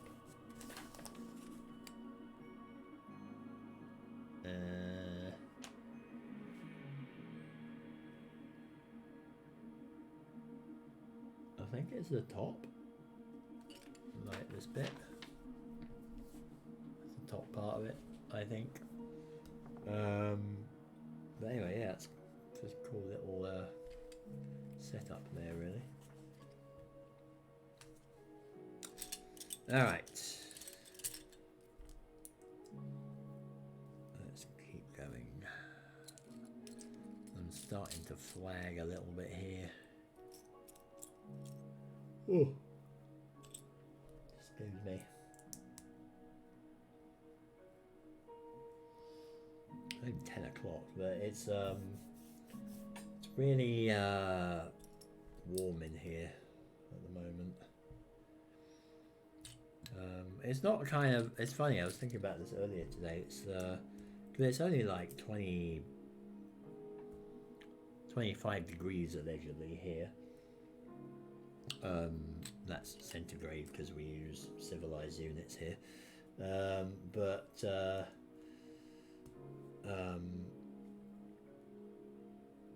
yeah, it's really, it's not kind of scorchingly hot, but you know, it's actually reasonably pleasantly warm. But it's also the kind of heat that just drains your energy, I think. It's very odd. I mean, at least it's not whatever 30 odd degrees. That would be ridiculous. So we flip that over, and then what? There, let's see. So wait, what's?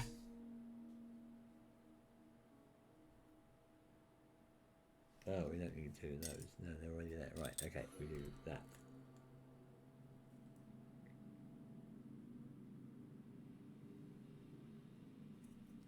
Have I got this the wrong way around? I've got this the wrong way around, haven't I?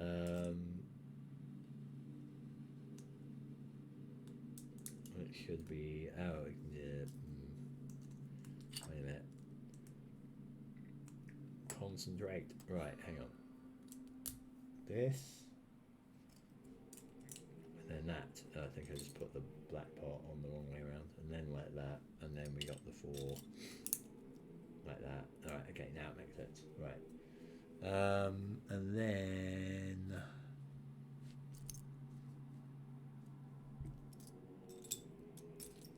2, 3. So underside flat thing here.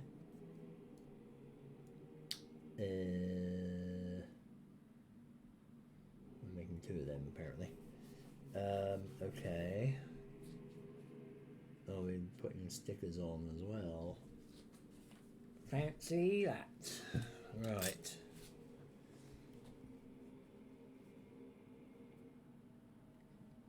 Oh, these are the, if you can see that, these are the computer displays, or the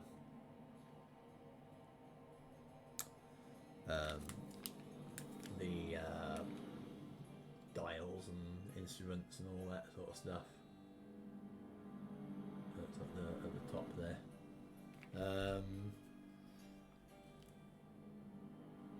Right, so 2, 3, and 4. So we want 4 on the left.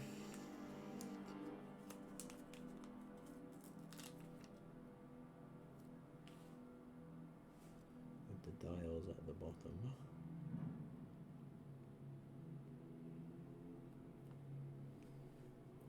Like that. And then we want 2 on the right, and then 3 in the middle.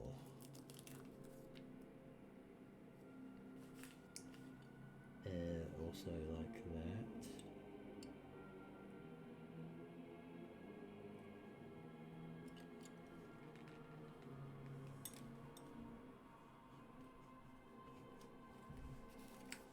And 3 with lots and lots of little knobs and dials.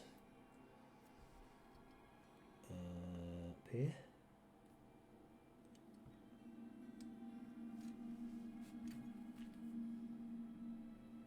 So there we go.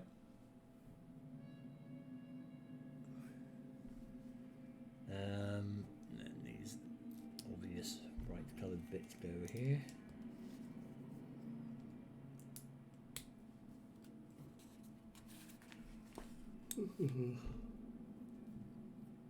So where are we times doing this?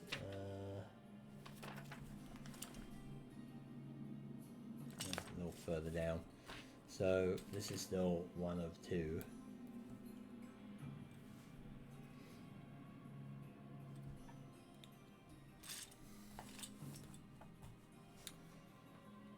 I'll try putting my other glasses on, because they might work a little bit better for this.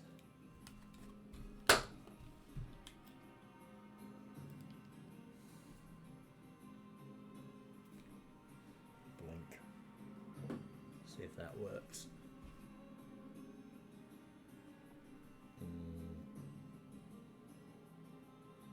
Maybe.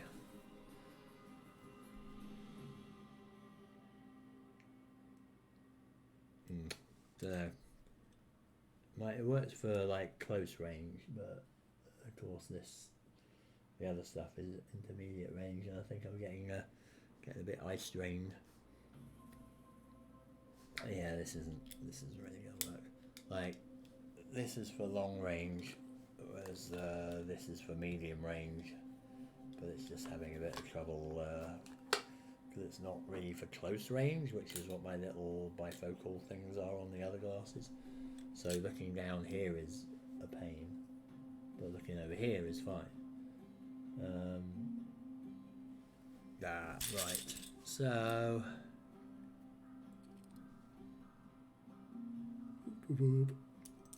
yeah, I'm just gonna truck on here and try and get through this today before I fade.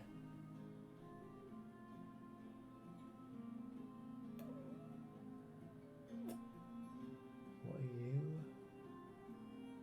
Oh, you're not these. You're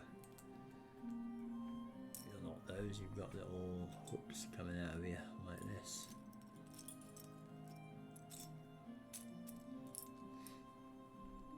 Like that.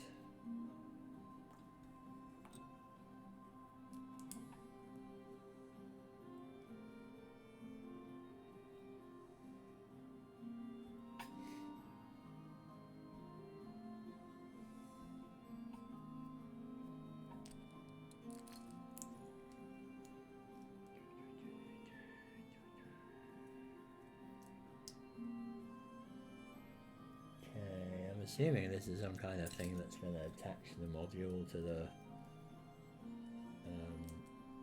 landing bit, but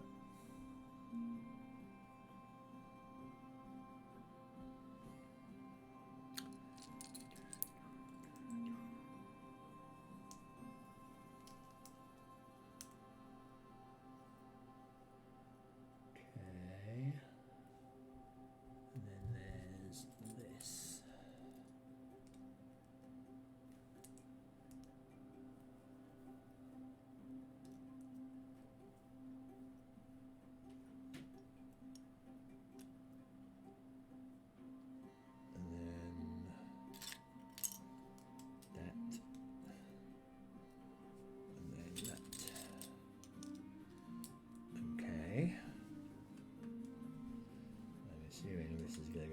Somehow, but yes, it is. So it matches up like that.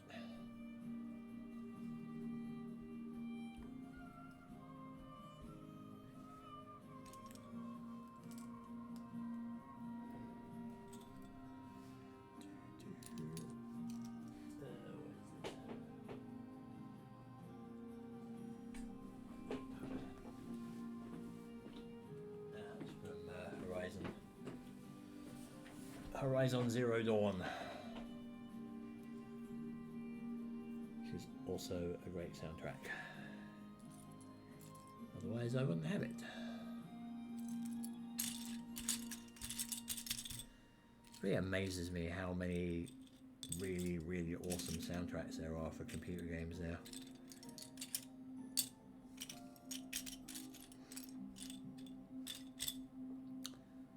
Like, I was listening to Jessica Curry's soundtracks earlier on for like Dear Esther, Everybody's Gone to the Rapture, and So Let Us Melt. And like the first two, Dear Esther and Everybody's Gone to the Rapture, reasonably well known. If you haven't heard them, then for the love of God, play the games and get the music, because they are among the best soundtracks of anything I've ever heard. But So Let Us Melt is an odd little one, because it's for a Google Daydream game, which is a very odd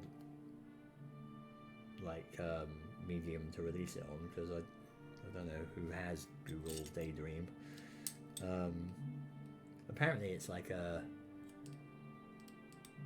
VR for the phones or something. I think I could get it on mine, but I need like the headset or something for it. But it seems like it's a pretty obscure format anyway.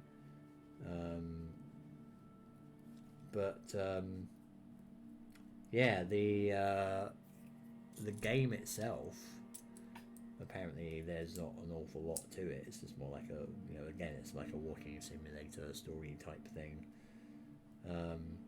The soundtrack, I also add like I've never actually seen the game beyond the trailers. And it looks really cool, but I just don't have a way to experience it at the moment, I think. I'm very tempted to just try and figure out how to get this Google Daydream thing to work, if I can get it on my phone, just to play the game, because I want to know what the game is that goes with the soundtrack, because I've got the soundtrack and the soundtrack is amazing, but it seems so kind of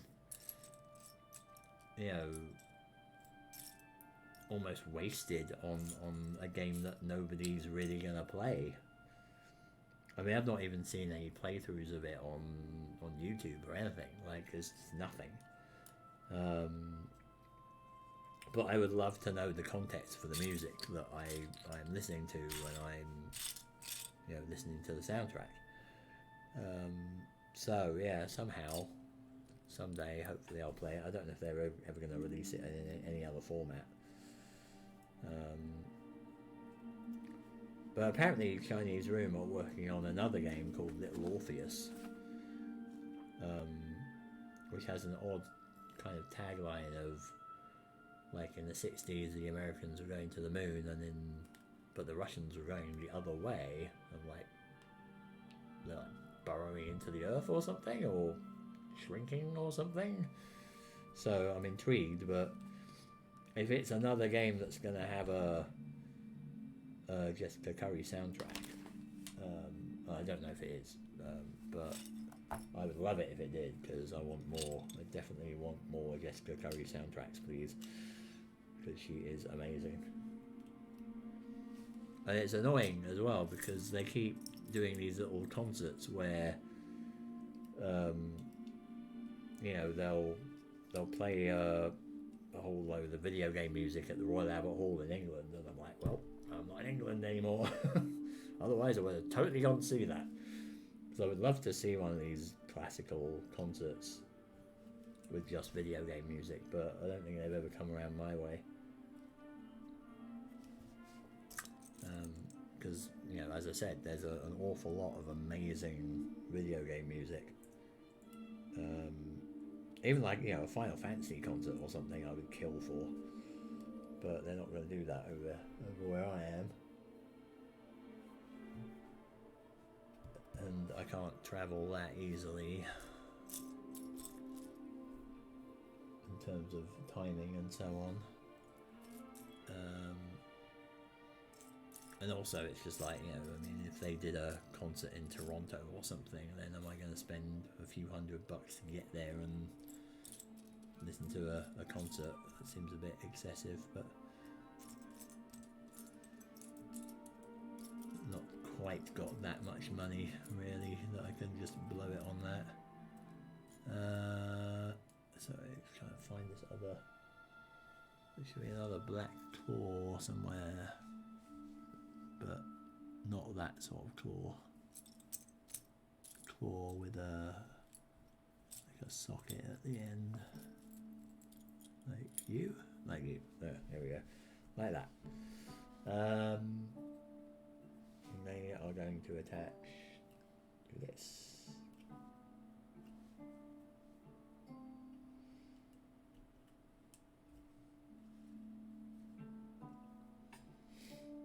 And there's a little black bar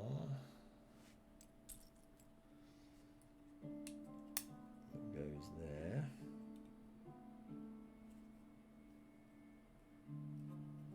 That goes there. That's all good.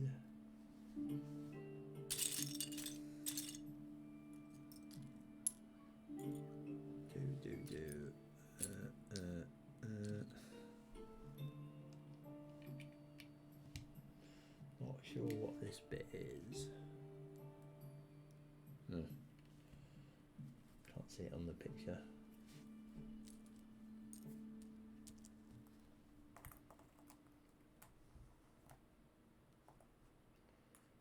So again, two bright red things that live here.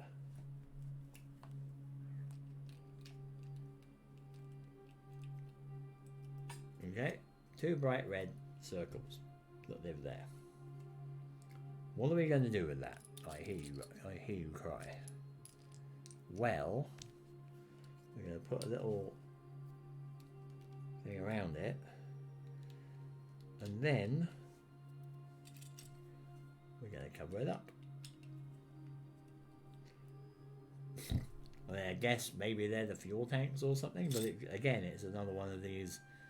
What's the point of making that red circles if you're never going to see it? Like, you might as well just make them grey circles. But, you know, I have wondered about that before.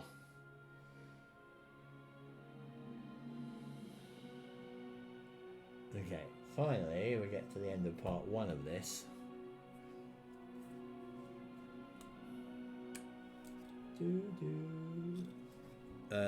Yeah, so Stellaris soundtrack. I can tell because it's epic sweeping space synthesizers. But it's very cool. This is very sort of a cinematic kind of soundtrack. Now, that doesn't seem right. Is there another kind of thing?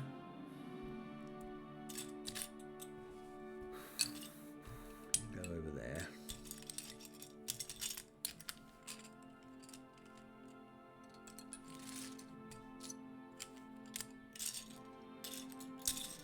I'm gonna like actually separate some of this stuff out because it's starting to get a little confusing.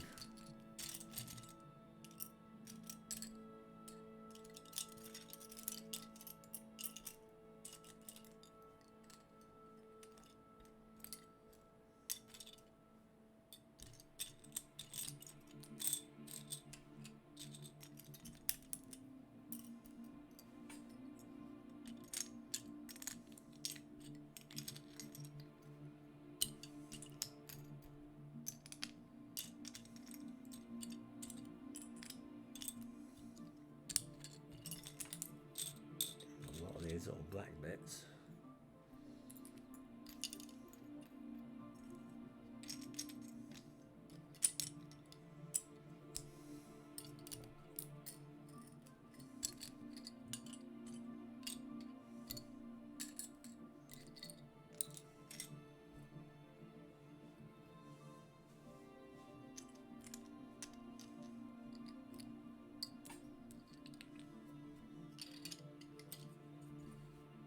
Right, okay, that's a little bit more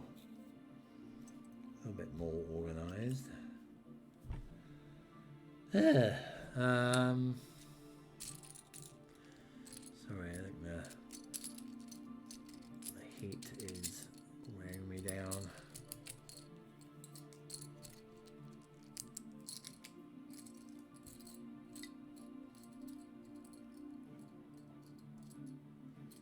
So some of this might be off camera.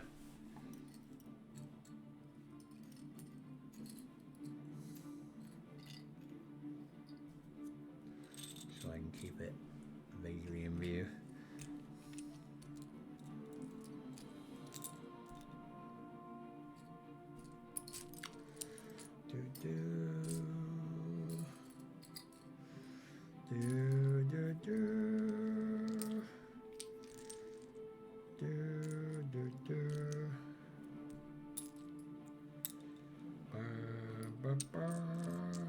Look at it, very sweeping and epic.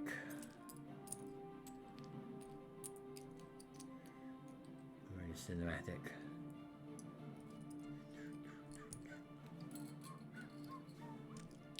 But yeah, it's nice that people actually can go like, yeah, we're gonna like fork out on a big orchestra for this computer game, yeah. Definitely a far cry from when it was just beeps.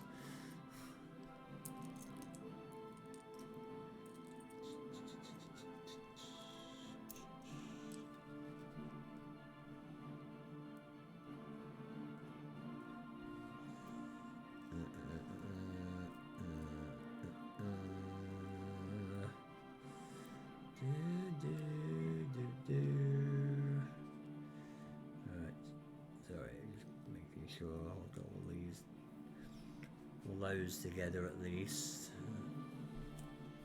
Right.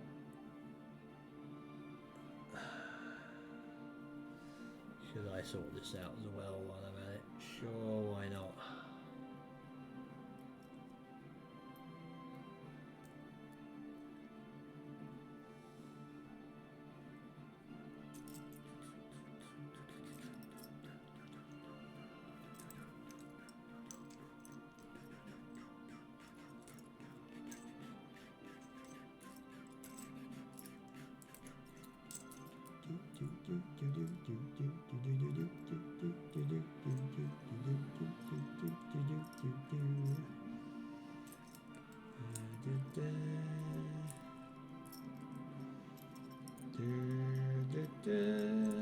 Sort of slight musical interlude here while I sort all this. I was getting tired. Out.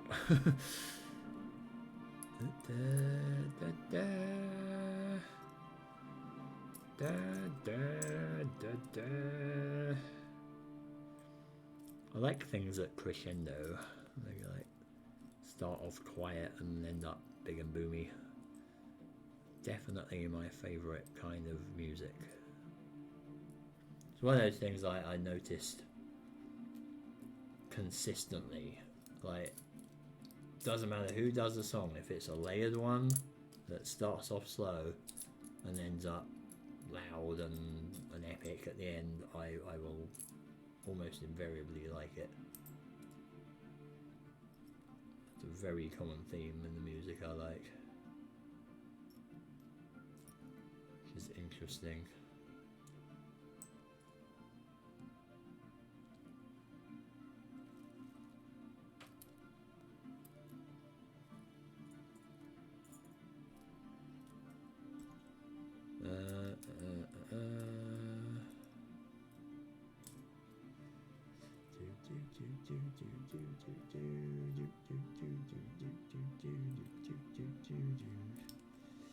Got all these little pieces as well.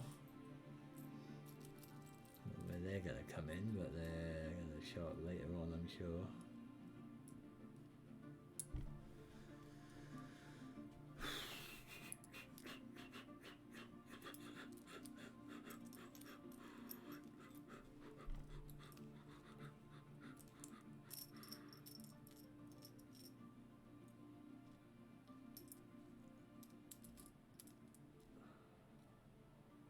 Getting there.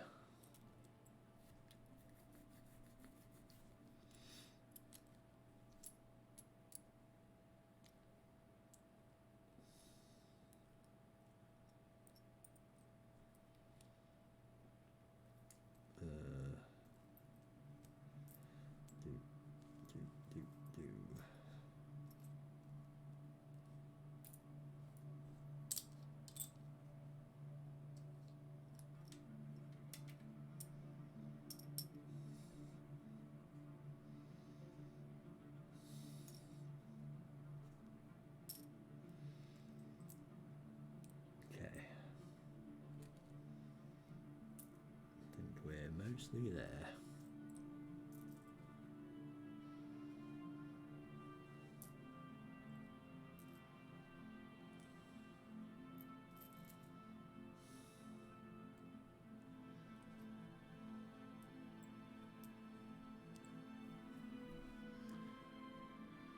I think that may be sorted.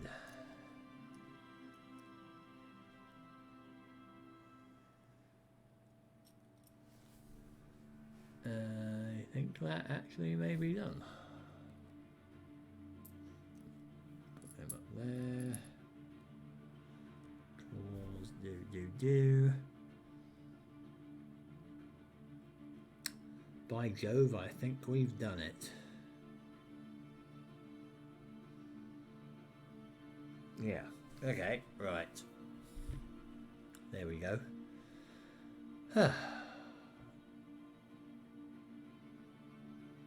Right. Now the struggle to stay awake continues. So, having got that, what is...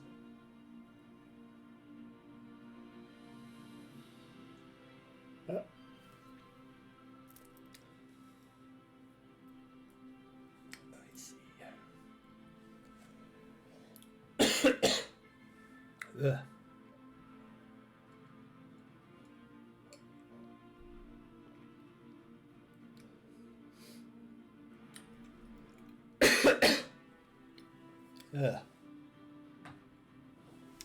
My voice went there. I was looking for a two-piece one of these, but it's actually 4 one-parts. Like that.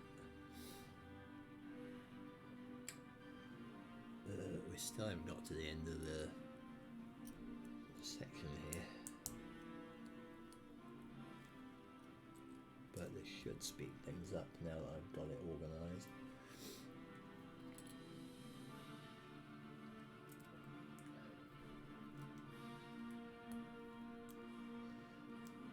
just as well, because if my voice is locking up, then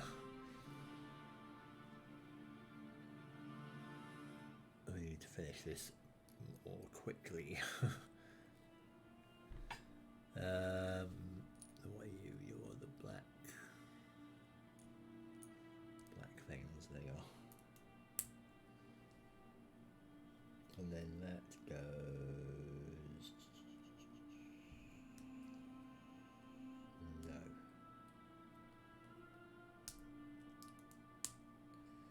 Have I got that the right way around? No, I don't. This is why we must be careful. Because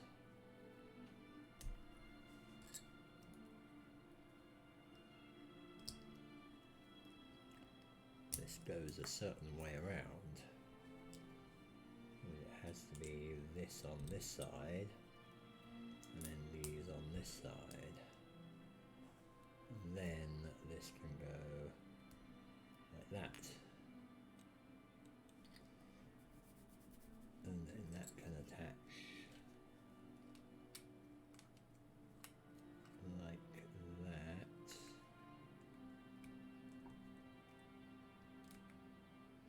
How am I supposed to put that in there?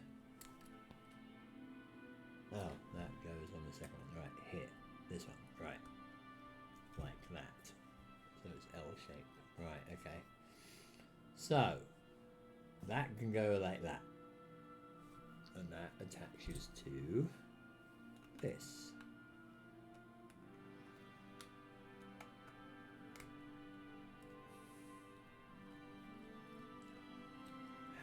There we go, like that. So that's the top inside bit. But now I've got to repeat this whole bloody thing, which is fun. Yay! From here. So put that there.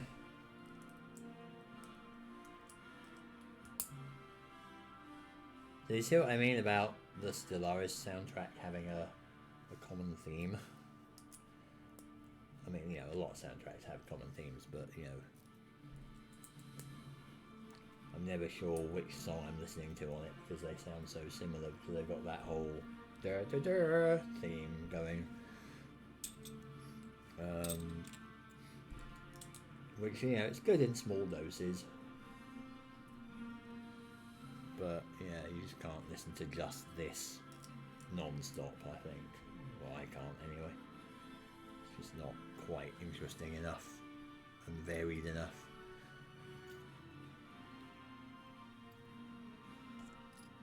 But, yeah, it's good. It's still good.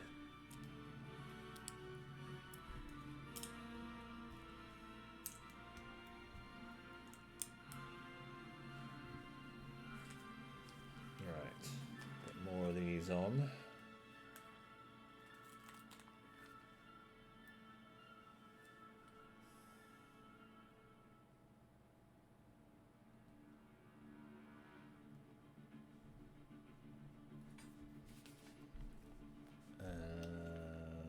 Put number 2 on this side.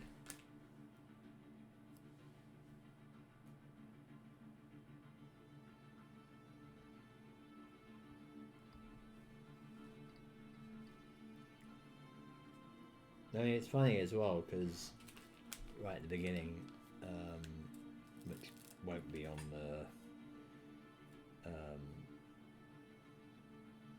it won't be on the VOD because it was in the preview bit, you know, the getting ready part, which I always cut out of the VOD. But the couple of Surviving Mars songs were playing, and that's got like 4 separate soundtracks to it, like so almost like it's almost like a 4 CD kind of soundtrack. Is it 4 or 3? I don't know. It's 3 or 4 anyway. And they have different themes on all of them. Like one's sort of almost like this kind of soundtrack, like really spacey, synthesizer-y. there's another one that's completely kind of Wild West. It's almost like Firefly kind of soundtrack. And then there's another one which I can't remember what that one's like specifically. But yeah, that might have been a bit more interesting if they'd done Stellaris soundtracks like that, where they were. Because a lot of most of the soundtracks I have here for Stellaris are for the, you know, it's like there's a main soundtrack and then they've got like 4 or 5 songs that they release every expansion, and of course they've done a lot of expansions.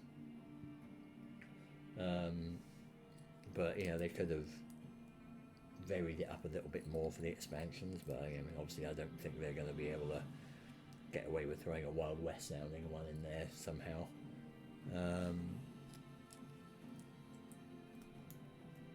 But yeah.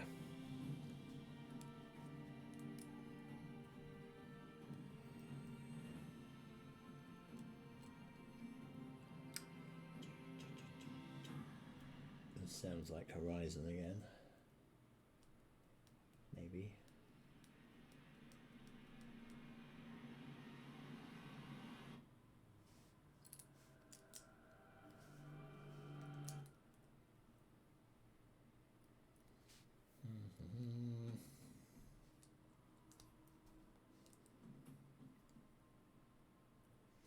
Right, I'm just trying to tear through this now.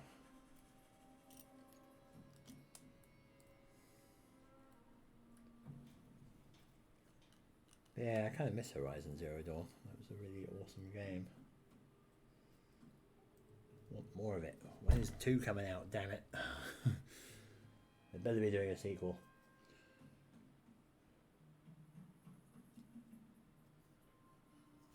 Probably won't be until the PS5 or something, I'd imagine. Which will be a shame. And I'll probably get it. But the PS4 still has a lot of life in it left, I feel.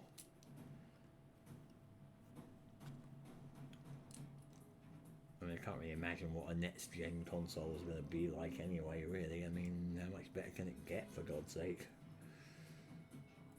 But that may just be a lack of imagination on my part, I don't know. They're getting pretty darn realistic looking as it is.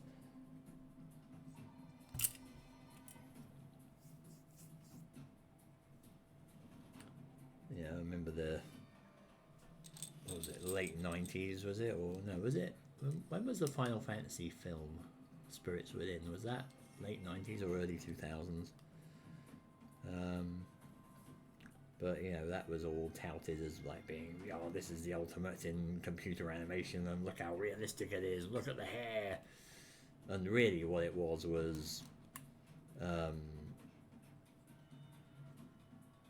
you know, like the, I mean, yeah, it was really advanced at the time, like technologically. But you know, about like what's 5 or 6 years, or you know, definitely 10 years later, like pretty much every computer game had that kind of graphics in it. It was it's kind of ridiculous. But I really liked the Final Fantasy film, the Spirits Within. I thought it was really cool. But as is often the case, I am usually in the minority when it comes to films that I like. I did like, I kind of liked the Advent Children film as well. It seemed it was very fan servicey, that one, but it was cool.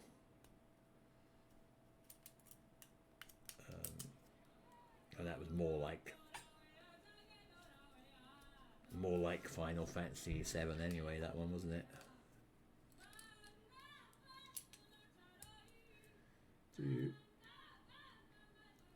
This one is also Horizon Zero Dawn. So I remember looking this one up because it's like, oh, this sounds very like native chanting, you know, Native American kind of thing, and sure it is. Sure enough, it is.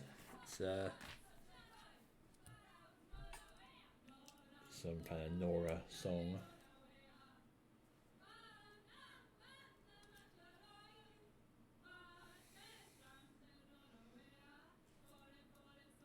Which kind of reminded me that, you know, the Nora kind of, I mean, not to spoil things for, um, not to spoil things for Horizon Zero Dawn, but the Nora don't end in a very good place in that. They don't seem like they've got long left, really.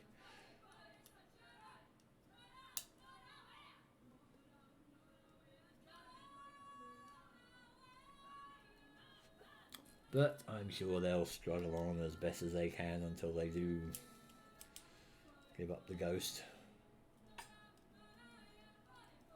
But it's just, yeah, where things were at the end of Horizon Zero Dawn, they didn't look like they were in a great place.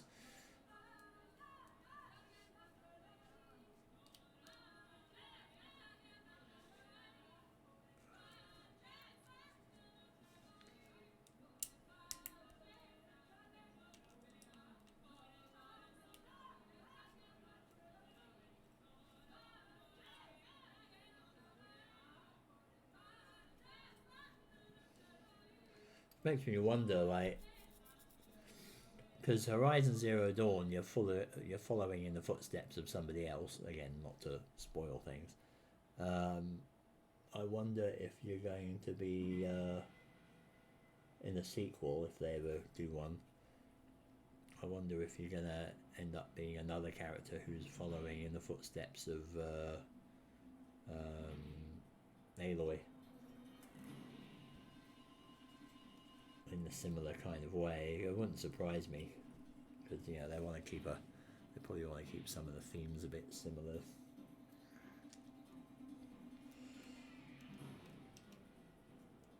It'll be interesting to see.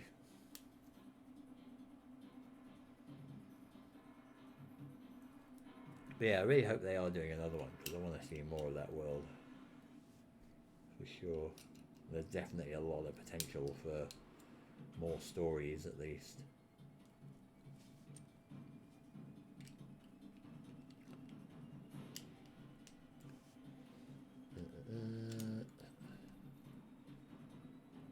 I wonder if there are. I mean, I don't even know if they've written more stories. Like, if there's actual books about, you know, like story books, fiction books about Horizon Zero Dawn. Because it seems like a pretty fertile kind of place to write them.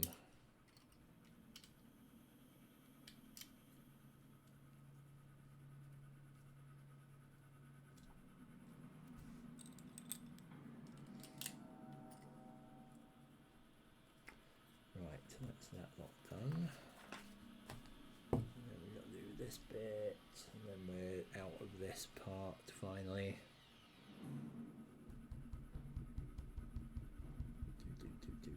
Where are you? Need another one of these double things. Where are they? Not you. Not you. You're in the wrong spot. Not you. Ouch. I'm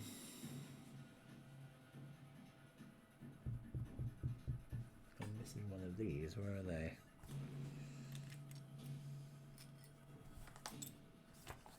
Hello?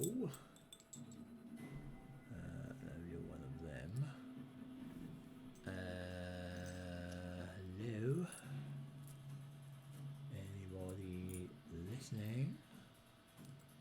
Where are you hiding? Is that you? Actually, there you are. Sometimes I have to. It's like my fingers are a supplemental sight thing. Like, you know, I have to actually like fumble around and find them that way. You know, looking just doesn't do it. It's very weird. I find that with clothes.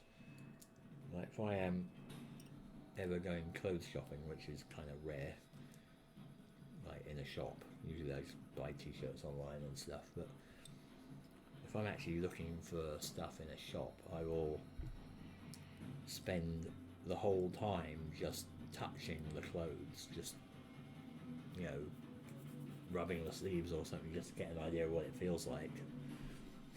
But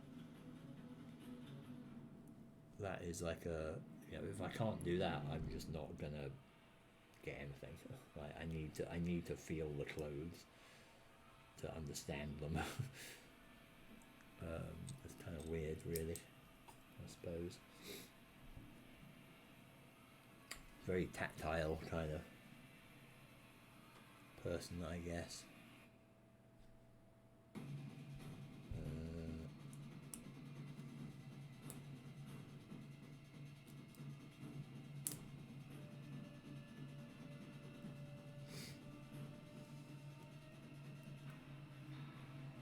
Okay, that's that. That's that. That is going on here. Hooray! We've done the top bit here. Oh, there we go. Got a little kind of hollow there. The beginnings of the insides, I guess. You can see the computer consoles. Cool. Right, finally. So I believe there was like 120, 180 steps in there, or where are we? Yeah, 180, 179. So 30 odd, 30 to 40 steps. And that will be done. So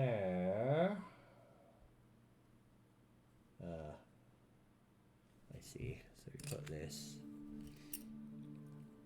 on the side like that.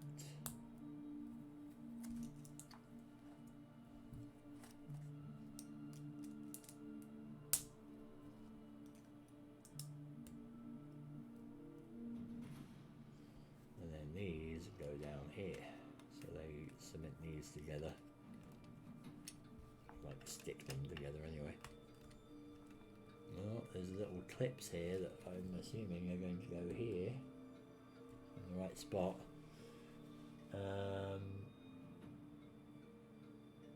Now what do we do?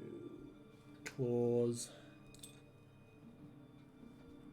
and X things and dishes, silvery dishes. I like you probably can't see it here, but they have the symbol here for the dish. It's got a little sparkle effect on it, like a little ding. And of course these are shiny dishes. So, but that's how you tell a sparkly dish from a normal dish, apparently. But over here. So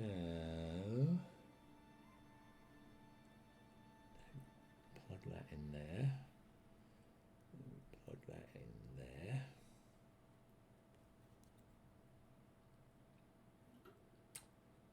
Oh, hang on. That doesn't. I mean, you don't need two of these. You need one of these. So this. I need two of these though. This just goes straight into the dish. There we go. We only need one dish. So one of these. Don't know. Is there any? There's no asymmetry here, so it doesn't matter which way they go. One of these goes here, and that goes here. Okay, it's just a random antenna, I guess. Okay. On to then. Them. Yeah, these have got little holes in them. You can see that.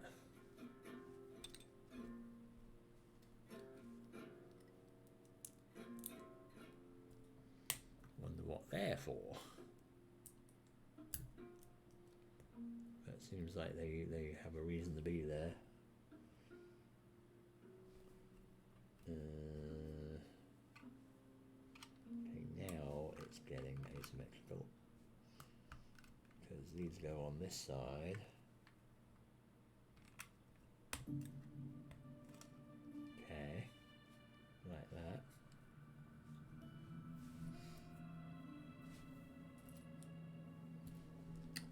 And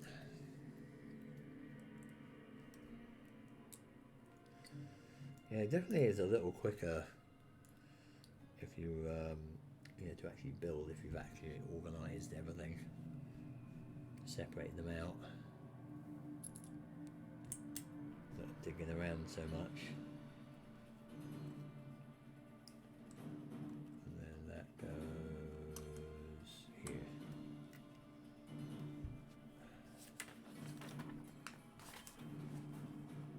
And then we got 4 of these. Go around here.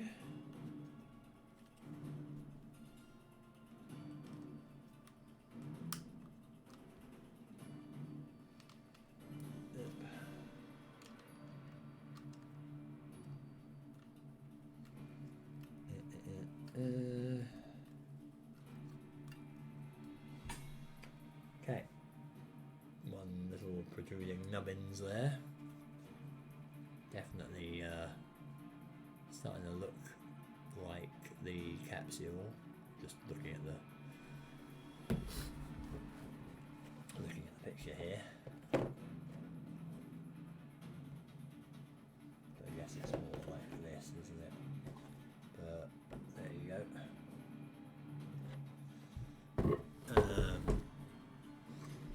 Right.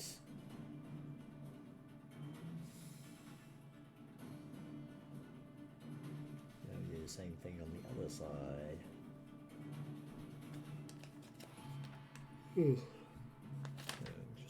More pretty. Two of these.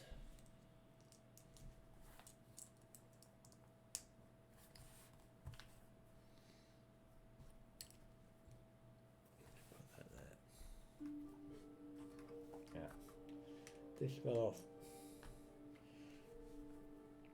and then 4 of them. Is that 4 of them? Yeah.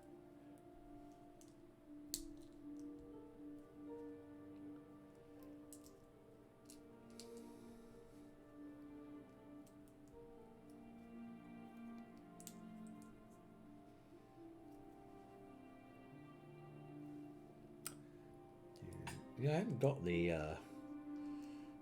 Rapture and Dear Esther soundtracks and the So That's Melt soundtrack. I haven't got them on this playlist. I probably could put them on because I don't think they... Well, I played Dear Esther and Rapture a couple of years ago now on the stream. I don't think they got muted, so I could probably get away with putting them on.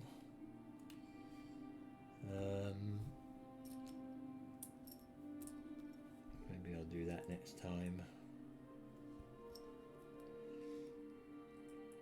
Presume the So Let Us Melt one won't get muted either.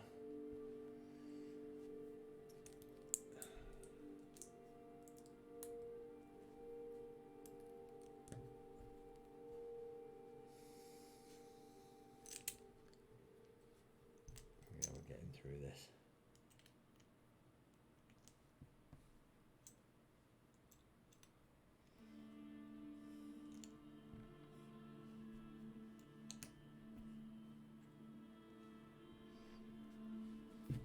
Now this was a highly underrated game, I thought. So I think this is Lifeless Planet soundtrack. It's heavy on the, I guess they're cellos or something, some big string instrument. But I mean that's always a good thing in my books.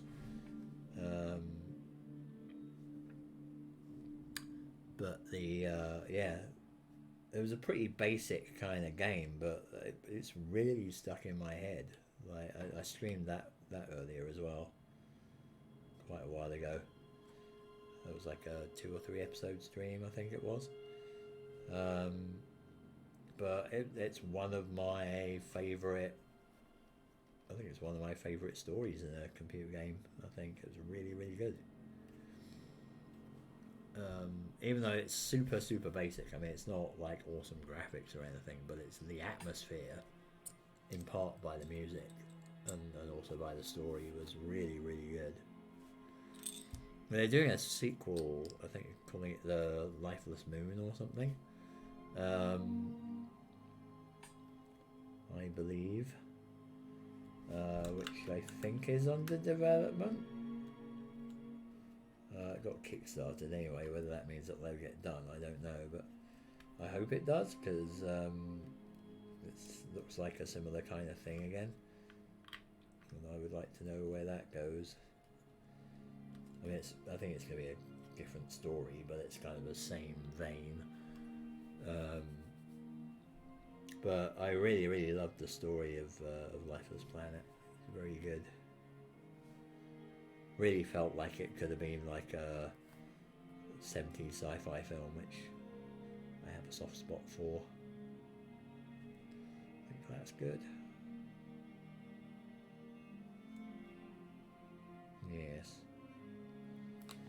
Okay.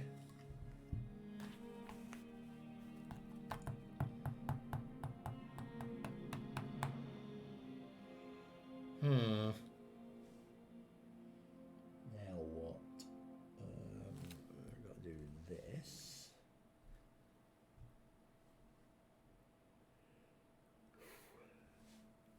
Put them two here.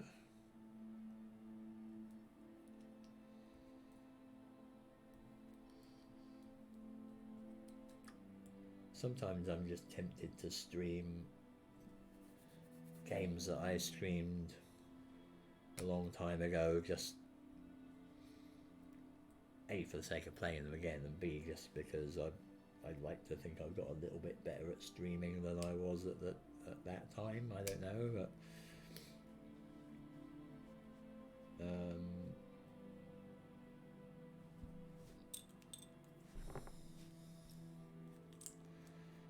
yeah, probably better just to stream something new. I mean, I'm sorely tempted to do Everybody's Gone to the Rapture again, because that was like one of the first videos I ever did. Pretty much the reason I even started streaming in the first place, I think. But I did that with a really crappy microphone and no camera, and actually sort of did that with a point of view doing it as YouTube videos rather than Twitch streams. But yeah, I don't think I actually streamed it, did I? I think I just did videos of that.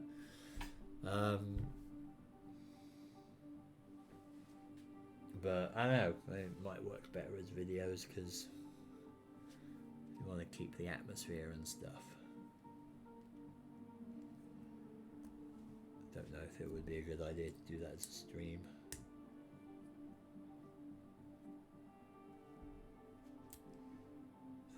Is that the right one? Yeah.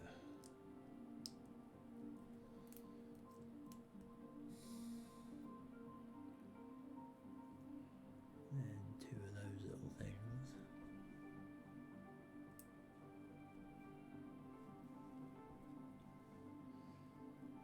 But yeah, I mean, I think I haven't played Rapture since I streamed, well, since I did the videos, and that was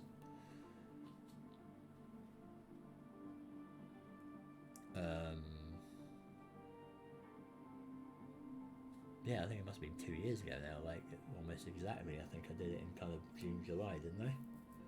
Pretty sure it was 2017 I did it, not 2016.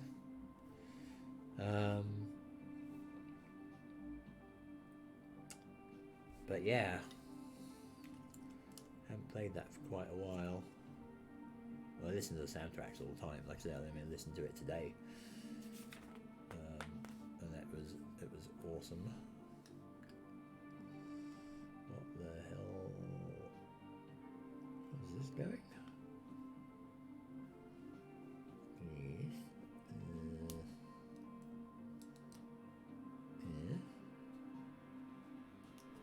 Yes. How am I doing this? Have I got this right? I've got that right. No, hang on, that doesn't look right.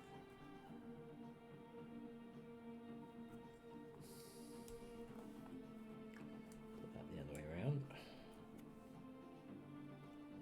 Okay, does that look right?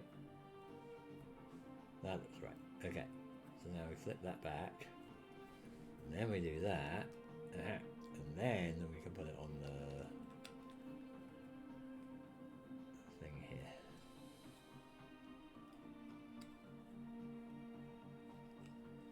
Right.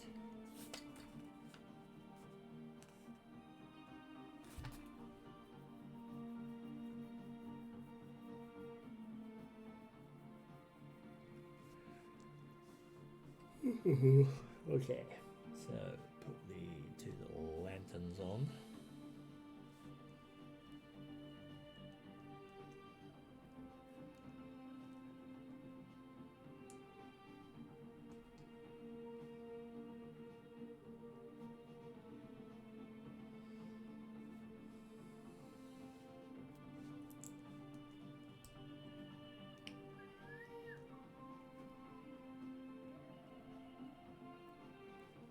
Give you 3 guesses what this soundtrack is. And the first 2 don't count because you know it's a Stellaris one.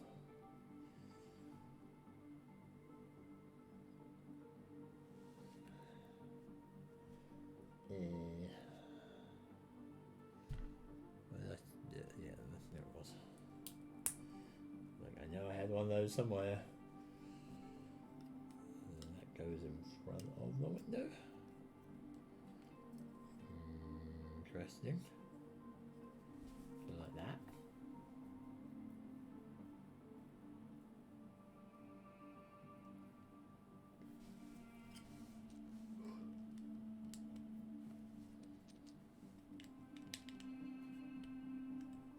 Okay, just gotta try and stay awake.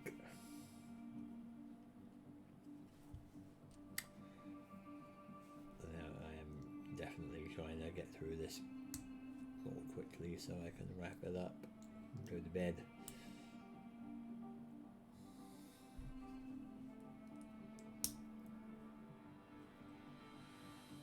Interesting. I wonder why they chose to do it as 2 separate bits if you've got a piece that is like that anyway, that like this. Yeah, if you've got this, just can you not make an inverse one of it? Seems a bit weird. Alright, more stickers. Number 1. What's number 1? This thing.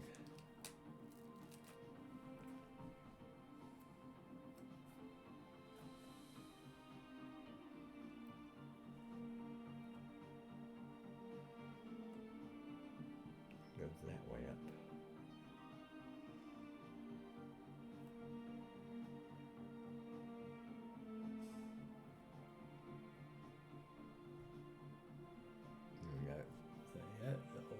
More dials and stuff. Goes right in here.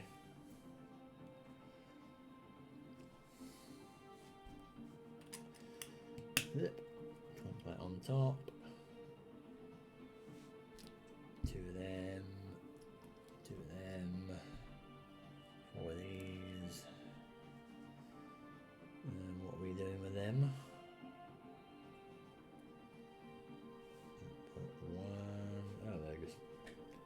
Attached to the little nubs on here. Interesting. Not seen that before.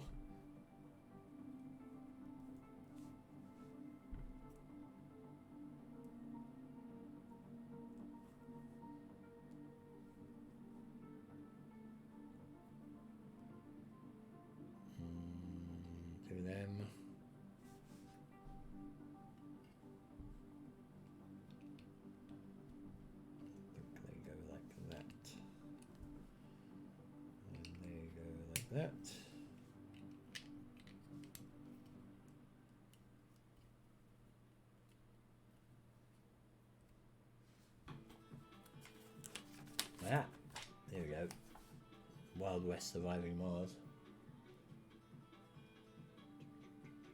It's very weird, but works quite well. It's a pity that the game wasn't that impressive, really. I'm sure I've complained about it before, but I mean, I tried playing some of it on stream and got like 4 episodes worth, but it was really quite dull. It wasn't very interesting, wasn't very exciting, wasn't even remotely Martian at all. It was just a generic red planet that had dust storms and some sci-fi stuff happening, but there's nothing really relating it to Mars at all, which was incredibly disappointing.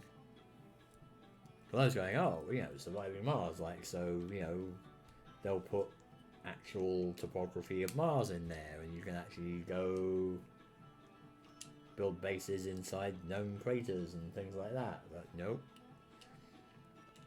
because there's really no excuse not to do that, because we know what the topography of Mars is pretty darn well. We've got like actual altimetry maps down to, you know, I don't know what the exact resolution is, but 50 meters, I want to say, if not better, probably better. Like, we really mapped it out really well, so they could easily have just like imported the terrain map, the digital terrain model, and used that as a basis for the game, but they didn't. So it was like, well, this ain't Mars then, is it? It's just some generic randomly generated thing. Maybe I'm just being too picky because, you know, former planetary science background, but I was rather let down by that. And like I said, the gameplay was really not that great. I don't know if they've improved it over the years, but or over the months.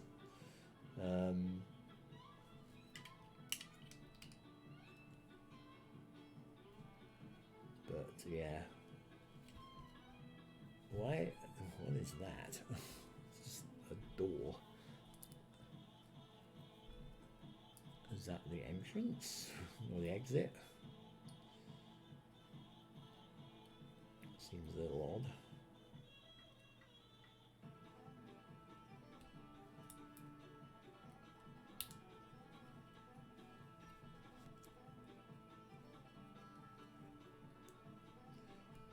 Pretty sure the airlock was a little bit, well, I suppose it wasn't really an airlock, but it seems a little bit like just it's a cupboard door.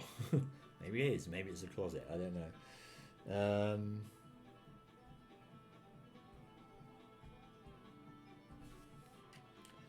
What's going in here?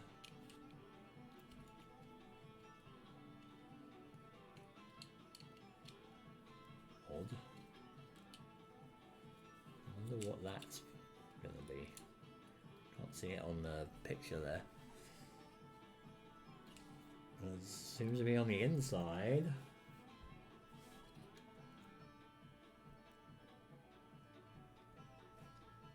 It's up top there, isn't it?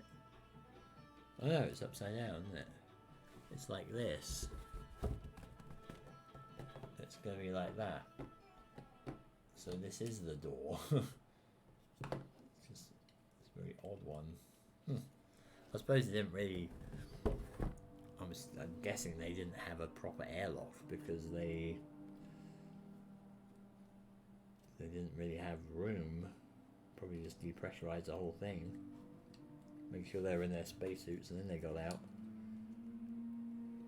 And then they get back in, then they repressurize, and then they get out of the spacesuits. But yeah, it doesn't really look like there was much room for an actual airlock.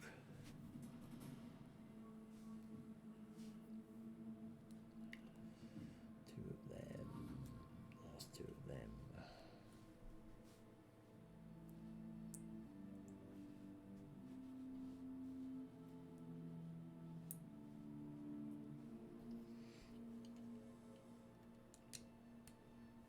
Put that there.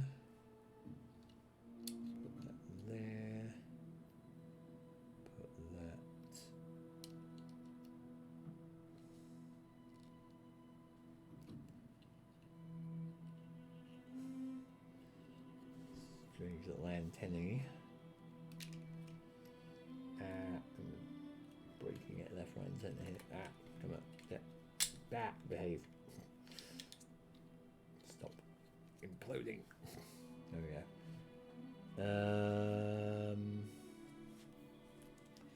Two of them. Getting through it. Getting through. There's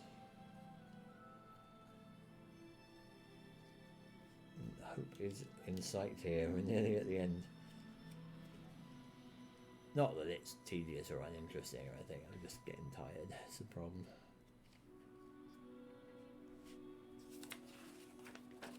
$20 more steps, roughly. And then that goes on the top. There we go. That's the front bit.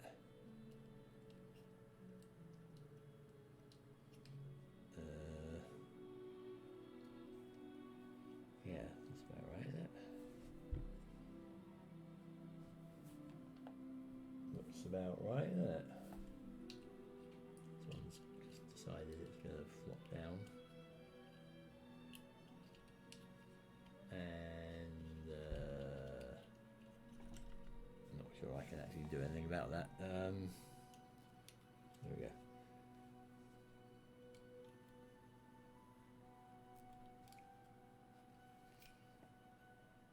Maybe. We go like that.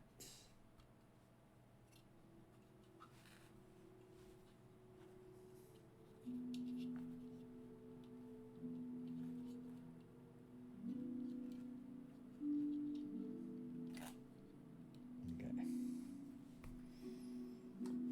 Good old thrusters.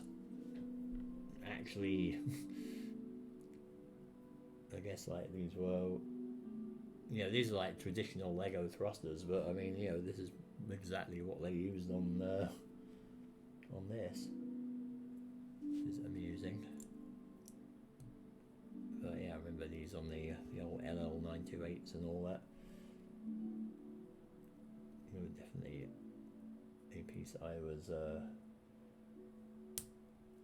enamored with, just for the design.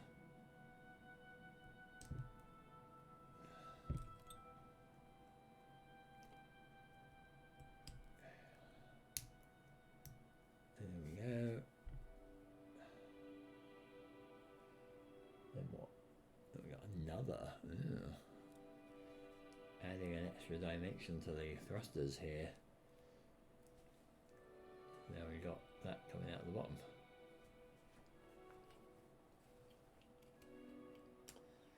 And which way around do you want to go?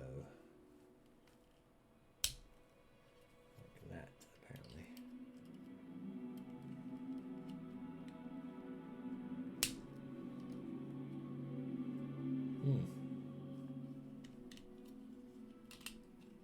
Interesting.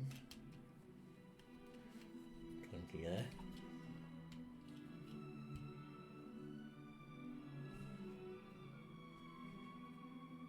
Shiny dish. The ball and socket joint apparently.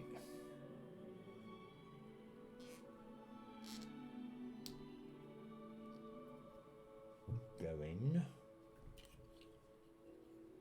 here. Clever. Omnidirectional and all. Very cunning. Oh, look at this. Like, ratcheted. Do that even. Fascinating. Like that.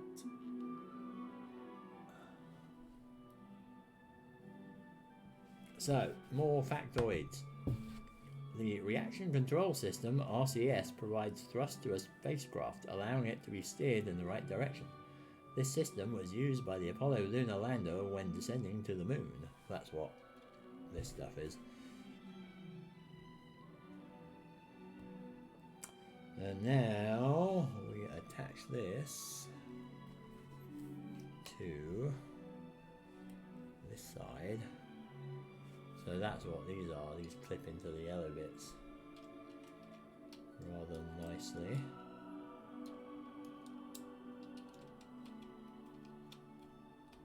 There we go. Clipped in. There we go. So that's what that looks like on the inside.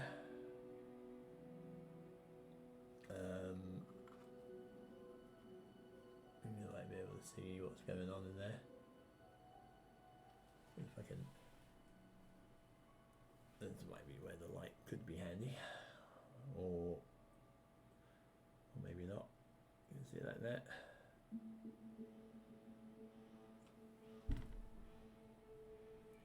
So there we go. Right. Okay. Keep going.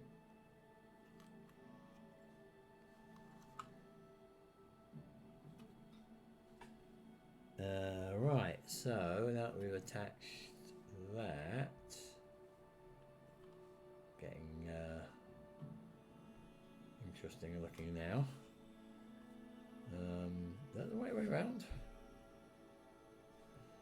Yeah, it's got the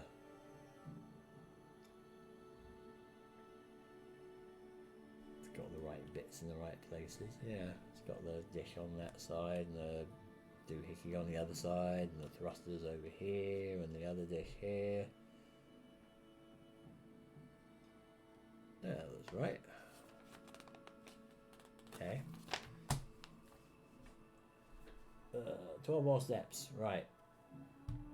That, having a bit of issues staying upright here.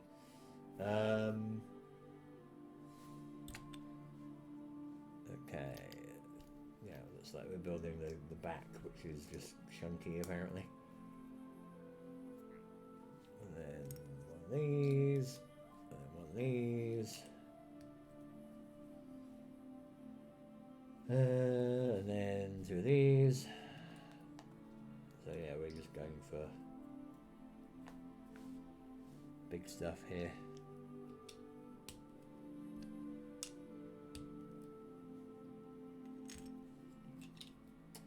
Yeah, I didn't just realise I didn't put the Talos Principle soundtrack on this playlist. That was a good soundtrack too, and a good game.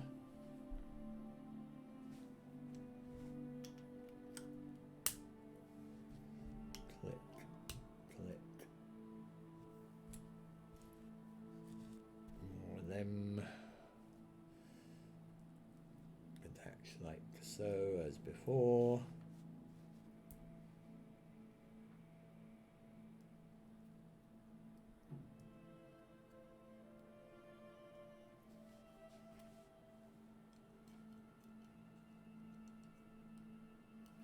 For attaching to the other yellow clips.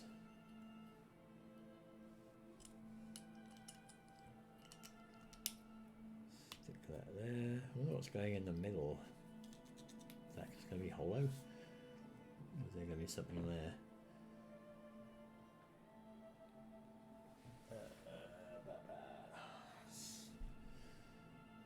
Have a look. Right. Nearly there.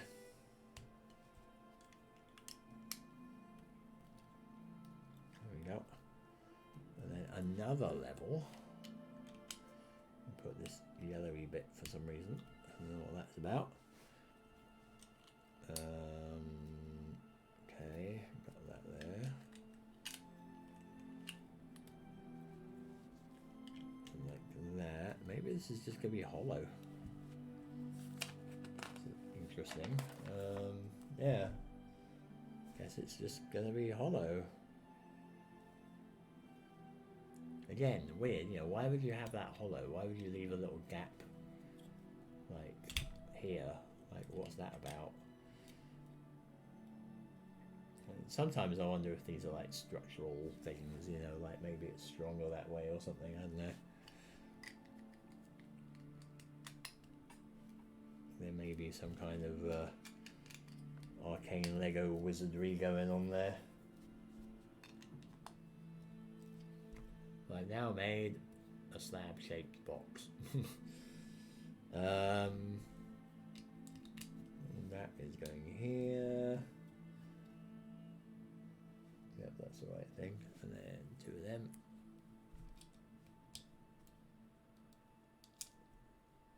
And then there we go. Or like that. And then getting near the end, putting these on like that. And then another one of them on top. And another ball joint. And another, whatever this is, steering wheel doohickey. And then that goes like that. Interesting. So that's what that looks like.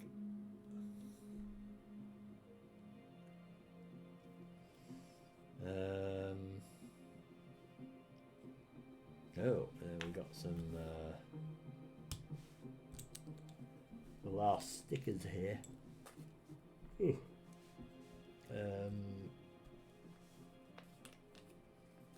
Which are going on these long bits, and then they're going on the here.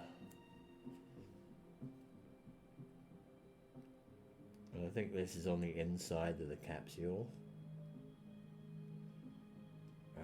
Sorry. So you can't actually focus with these glasses on this. I have to like close one eye and then I can just about do it.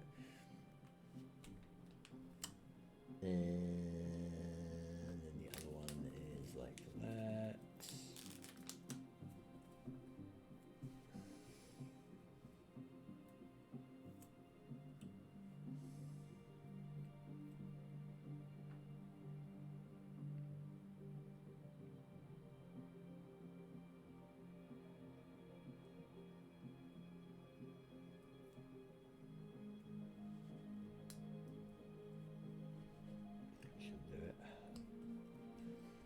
Alright.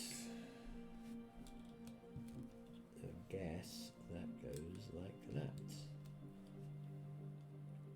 There we go.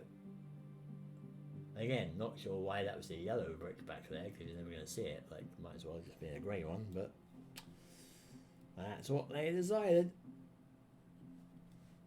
So once again, we've got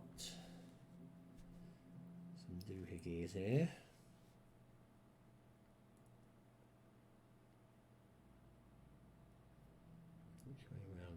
Like that,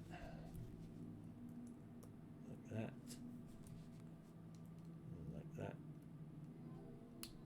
and like that.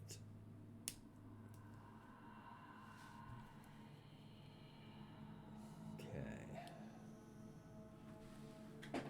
and then which way around's this going?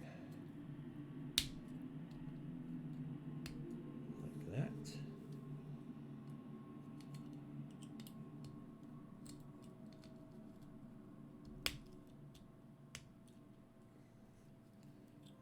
Like that, I think.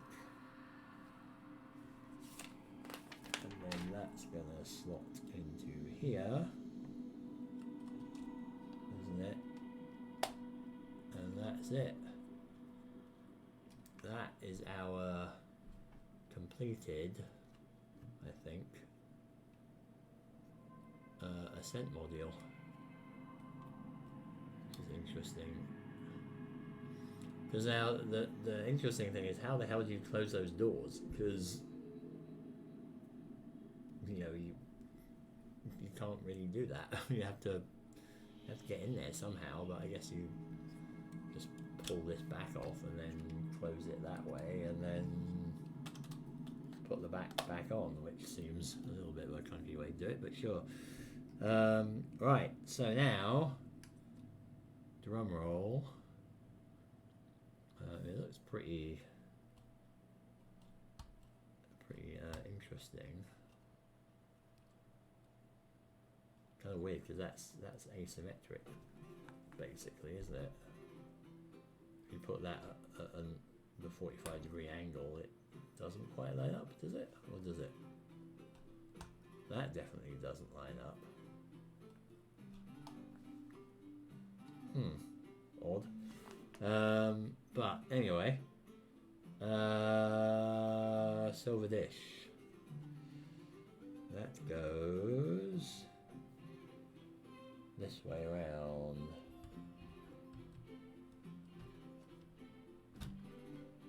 That's it. That's it. Eagle has landed.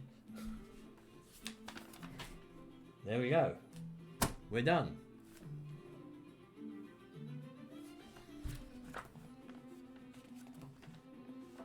We have done. That is what we have. This is what we have here. I am going to probably, well, you can see it from above on the overhead cam.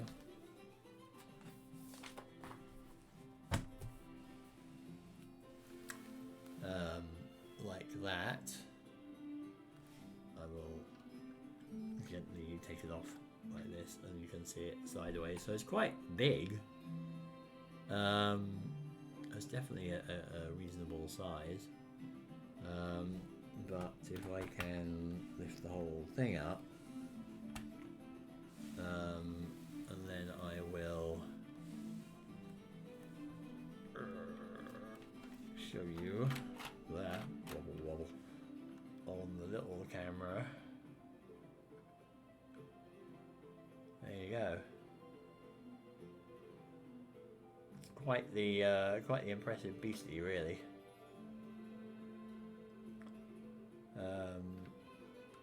Try to rotate it.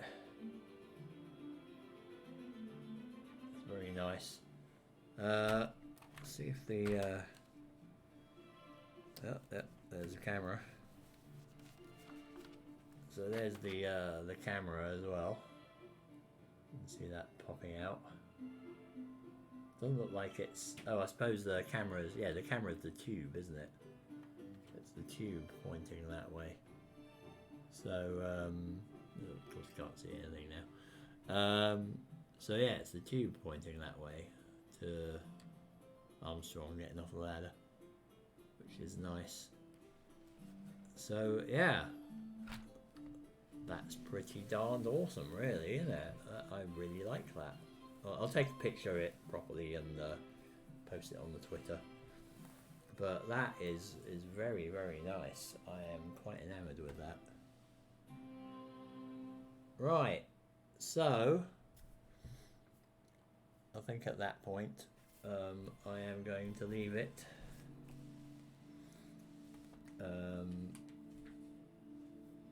I'm going to leave it there.